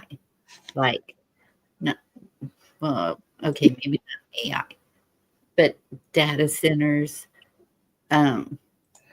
phones, TVs, chips. So the only thing that concerns me is they are saying that we're running out of silver, and then China shut us off. So hopefully it's not a hand over your silver and gold moment No, ever again. that was a thing at one point, you know. And Mhm. they did that during several periods. I think probably the most recent time was I think during like World War II and stuff. During the silver and gold, they was buying it for certain things. That's even when they was you still had like your silverback money, you know, your silverback paper currency. And during a certain period in time, Yeah. banks and institutions were buying that paper silverback money from people at silver value. And if you cashed it in during that period, you would get the silver value of it, which was more than what it actually was face value because it was represented as silver. And yeah, Oh, wow. that was pretty interesting. That took place. That was interesting with the whole money and stuff. Yeah, Anthony. That was also about around the same time they started dissolving the money to what now is just the $1 through $100 bill. But at one time there was a $500, $1,000 bill, and a couple other ones. You know, not as widely produced, but they did Mhm. away with those. Before the decimal, the banks had, they call them bank negotiables. So if one bank said to the other, I need $250,000, they sent over $250,000 in bank negotiables. Big, huge certificates. That's the truth. Oh, I'm sure. Yeah, you have to have that precious metal component, whatever its activation or process is, whatever the alchemy is behind that one. I don't think it's like I wouldn't think it would be like a shortage. I mean, I don't know how you could even say that even it would be a shortage. I don't know. I'm not a geologist or a scientist. I don't know the whole process and stuff, but I don't think it's really ever a shortage of something like that. You know what I mean? Maybe whatever supply that you're going by, you know, whatever supply that's being analyzed for the data that you know, the numbers. Yes. But like I don't know. It depends on how you purchased it, I guess, Cheryl. Because What kind are you? if you use a credit card or Yeah. Registered purchases, I guess you could say. yeah. There's a trail. They'll know. It's a lot different than person to person, you know what I mean? Even if me and you swap silver and there was like technically like a bill of sale, I mean, ultimately that's between me and you. If no other party knows about it, that's, you know, Exactly. or, you know, gold or whatever it may be, you know, Yeah. barter, you know. But y'all, look into copper and platinum. Copper's a precious metal. I think those are cheap, and right now, It's going up. since they quit making the penny, I would say copper's a pretty good investment right now. Possibly. It's not a precious metal. It's never been ranked precious. Just saying, platinum is. But it does create an energy of some sort, because I've seen people put it in their gardens and it makes the gardens do better. There's something about copper. Remember the copper band for your wrist and arthritis, all that shit. Yes. Could have been a placebo effect. I don't know. But it's still not, it's not precious metal. I'm fully cloaked in copper right now. Don't you discredit copper. Well, you're looking a little green around the gills. It's just the moonlight. It's the way it hits my eyes. It twinkles a little. But like, it was even weird because I forget, where did I go? I went somewhere the other day and they had this chart on there, and I looked and it was their conversion rate on now that the pennies weren't going to be a thing, of how all the prices would be converted up. You know, whether they would all the instances where they would round up or round down, and I thought that was pretty funny. I said, I'm gonna start taking a picture of all these where I go. Compare the roundups and the round downs. Yeah. You know, From 33 to 74. Wow. Hmm. I didn't know that. yeah, on the books. You know, there's all type of things on the books. Hmm.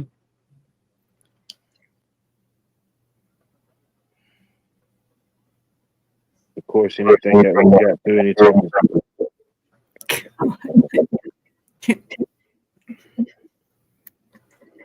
thing, yeah. Okay, go ahead. I don't even know. It just happened and it didn't unhappened. What it meant to be. Made you forget your thought.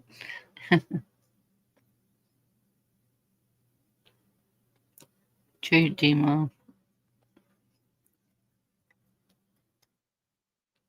I don't know whatever happened to it. I remember my granddaddy's buddy DC. He used to have a bunch of that stuff. Him and my granddaddy used to buy and sell antiques and stuff together. And man, he had this huge warehouse where it was just like filled with stuff. And like you couldn't just go in there and buy stuff, but if you knew him or was in that type of world, you know, you could go in there and buy stuff, all type of stuff like reproduction. A lot of stuff was reproduction, but a lot of it was antiques. But man, he had all type of like money and stuff like that. Old money, like silverback money, old like Confederate money. I said, man, You guys never had a large cent down there, did you? what? A large cent. It's about 3 times the size of a pen. We had it up 1936. We had the large cent and a small cent. Then it went all small. Yeah, that was like earlier like colonial days before they got really into it. They had different places had different places. You know, it might have been a 3 cent over here. It might have been a 2 cent here. You know. No, this was just physically large. That started around 1850 up here. It was 1 cent, but it was bigger than a quarter. 1936 when they started the small cent. Huh. Half year. They did the reverse here. We went from small face bills to big face bills, you know? Mm. I paid $2.45 a gallon for gas today. Did you email the boss and said, "You're almost there, keep going"? He says, "I'm busy taking countries over, do it yourself." Oh my goodness. That's about what it is around here, within a few cent here or there, you know, depending on the place. Yeah. Everybody's around here is within a few cent of each other, most of them. Yeah. If they're close by. Well, some of them, I mean, I've seen it $2.75 around here too. And Just depends on I where don't it's know at. about in y'all's area, a lot of the, well, so I ain't gonna say a lot, but I've seen quite a few of the stores. They got the signs where it's, if you don't know what it is, it'll almost trick you. You're like, man, how's the price changing that quick? But this one store, it shows that it flashes cash one price, but then when you play with a card, it's more per gallon. You know, you get that discount if you pay cash. Thank you, Cheryl. And then, of course, businesses, they're going to charge more because there's a whatever the processing fee is for that card, you know, 3% or whatever it might be. Mm-hmm. You know, I switched the background, but it didn't stick. I switched it back to my window, my beach, but it didn't stick. I don't know why. it knows it's winter. It's locked in. Right? No, you get snow. Like, we got you. We was just waiting for you to change it for a Christmas theme. Well, it's winter. It's not really the Christmas. So behind Blackwatch, there's 2 deer standing there.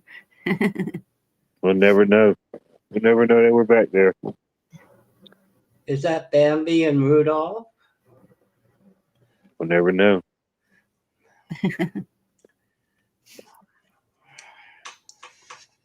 don't know what's this stupid StreamYard. They screwed it all up. StreamYard is doing some weird things, but it's not StreamYard anymore. It's, what did it say it was? The Looking Glass. No, The mic keeps going off. merging to Playing with me. That's what I think after that remark I said about the hot mic. something US Incorporated. Come on, It's a y'all. weird name. We were just I talking think about I think it started with a B. I The think letter B, I think. it was a weird name. Like that, Borrow Your Face Incorporated or something. I don't know what it was. Yeah. excuse me.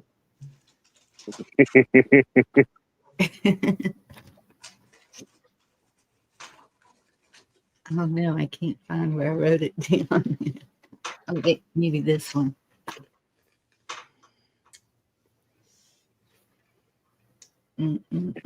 Yes. Bending spoons. That's There it what was. Boom. I knew it was a B. Bending spoons. Yeah, like the Matrix.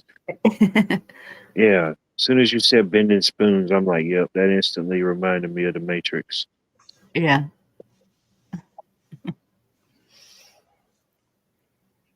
Yeah. Yeah. Once you realize there's no spoon, possibilities are endless.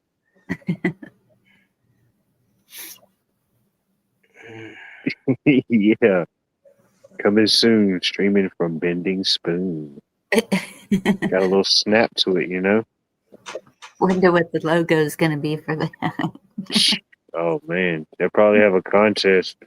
You know, you send in an image and the best one will get it. Get like a free lifetime membership to Bending Spoon. They used to make jewelry out of spoons. I have a bracelet. I wanted a ring, but I didn't get it. Thought Haven't- about that. Seen people do it, yeah. Bracelets or rings, or they'll get like the little mini spoons. You ever seen like the mini spoons people used to collect from wherever they went? Yes, the Oh little man, yeah. yeah. I seen that a dude at the flea market had a bunch of them for sale, and I didn't even ask him the price, but I thought about it. But I said, man, what the heck am I going to do if I buy all them things? You know what I mean? I'd have to buy one of them, whatever the thing is they use to make the rings. I'd have to buy one of them. Yeah. Yeah, you gotta have a sizer. Because Yeah, I don't have a sizer or none of that stuff. I'd have to totally reinvest. I used to wear a 6, but they're kind of loose. Kind of down to a 5, 5.5. So the teeny tiny spoons would probably be better for a spoon ring. Yeah, I don't know how that would work. Yeah. Probably be too small for a bracelet by the time you bend it around. Yeah. Well, yeah, for a bracelet.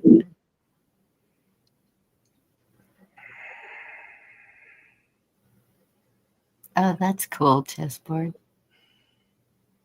Rings out of silver and gold coins.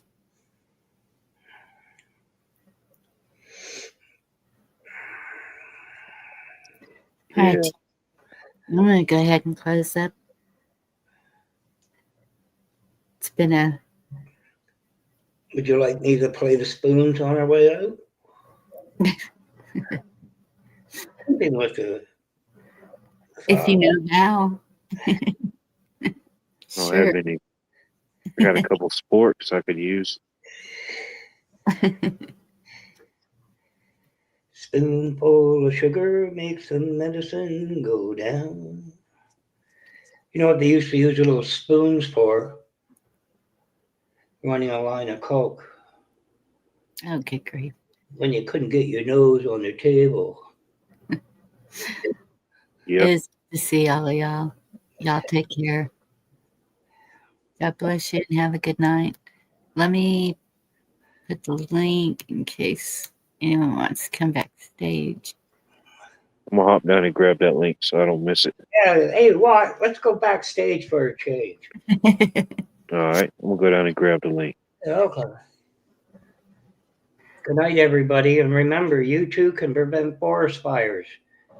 Y'all be safe and don't let everything get to you. I could be a crazy year. I don't know. And Mary, I'm trying not to, but I only have till Friday.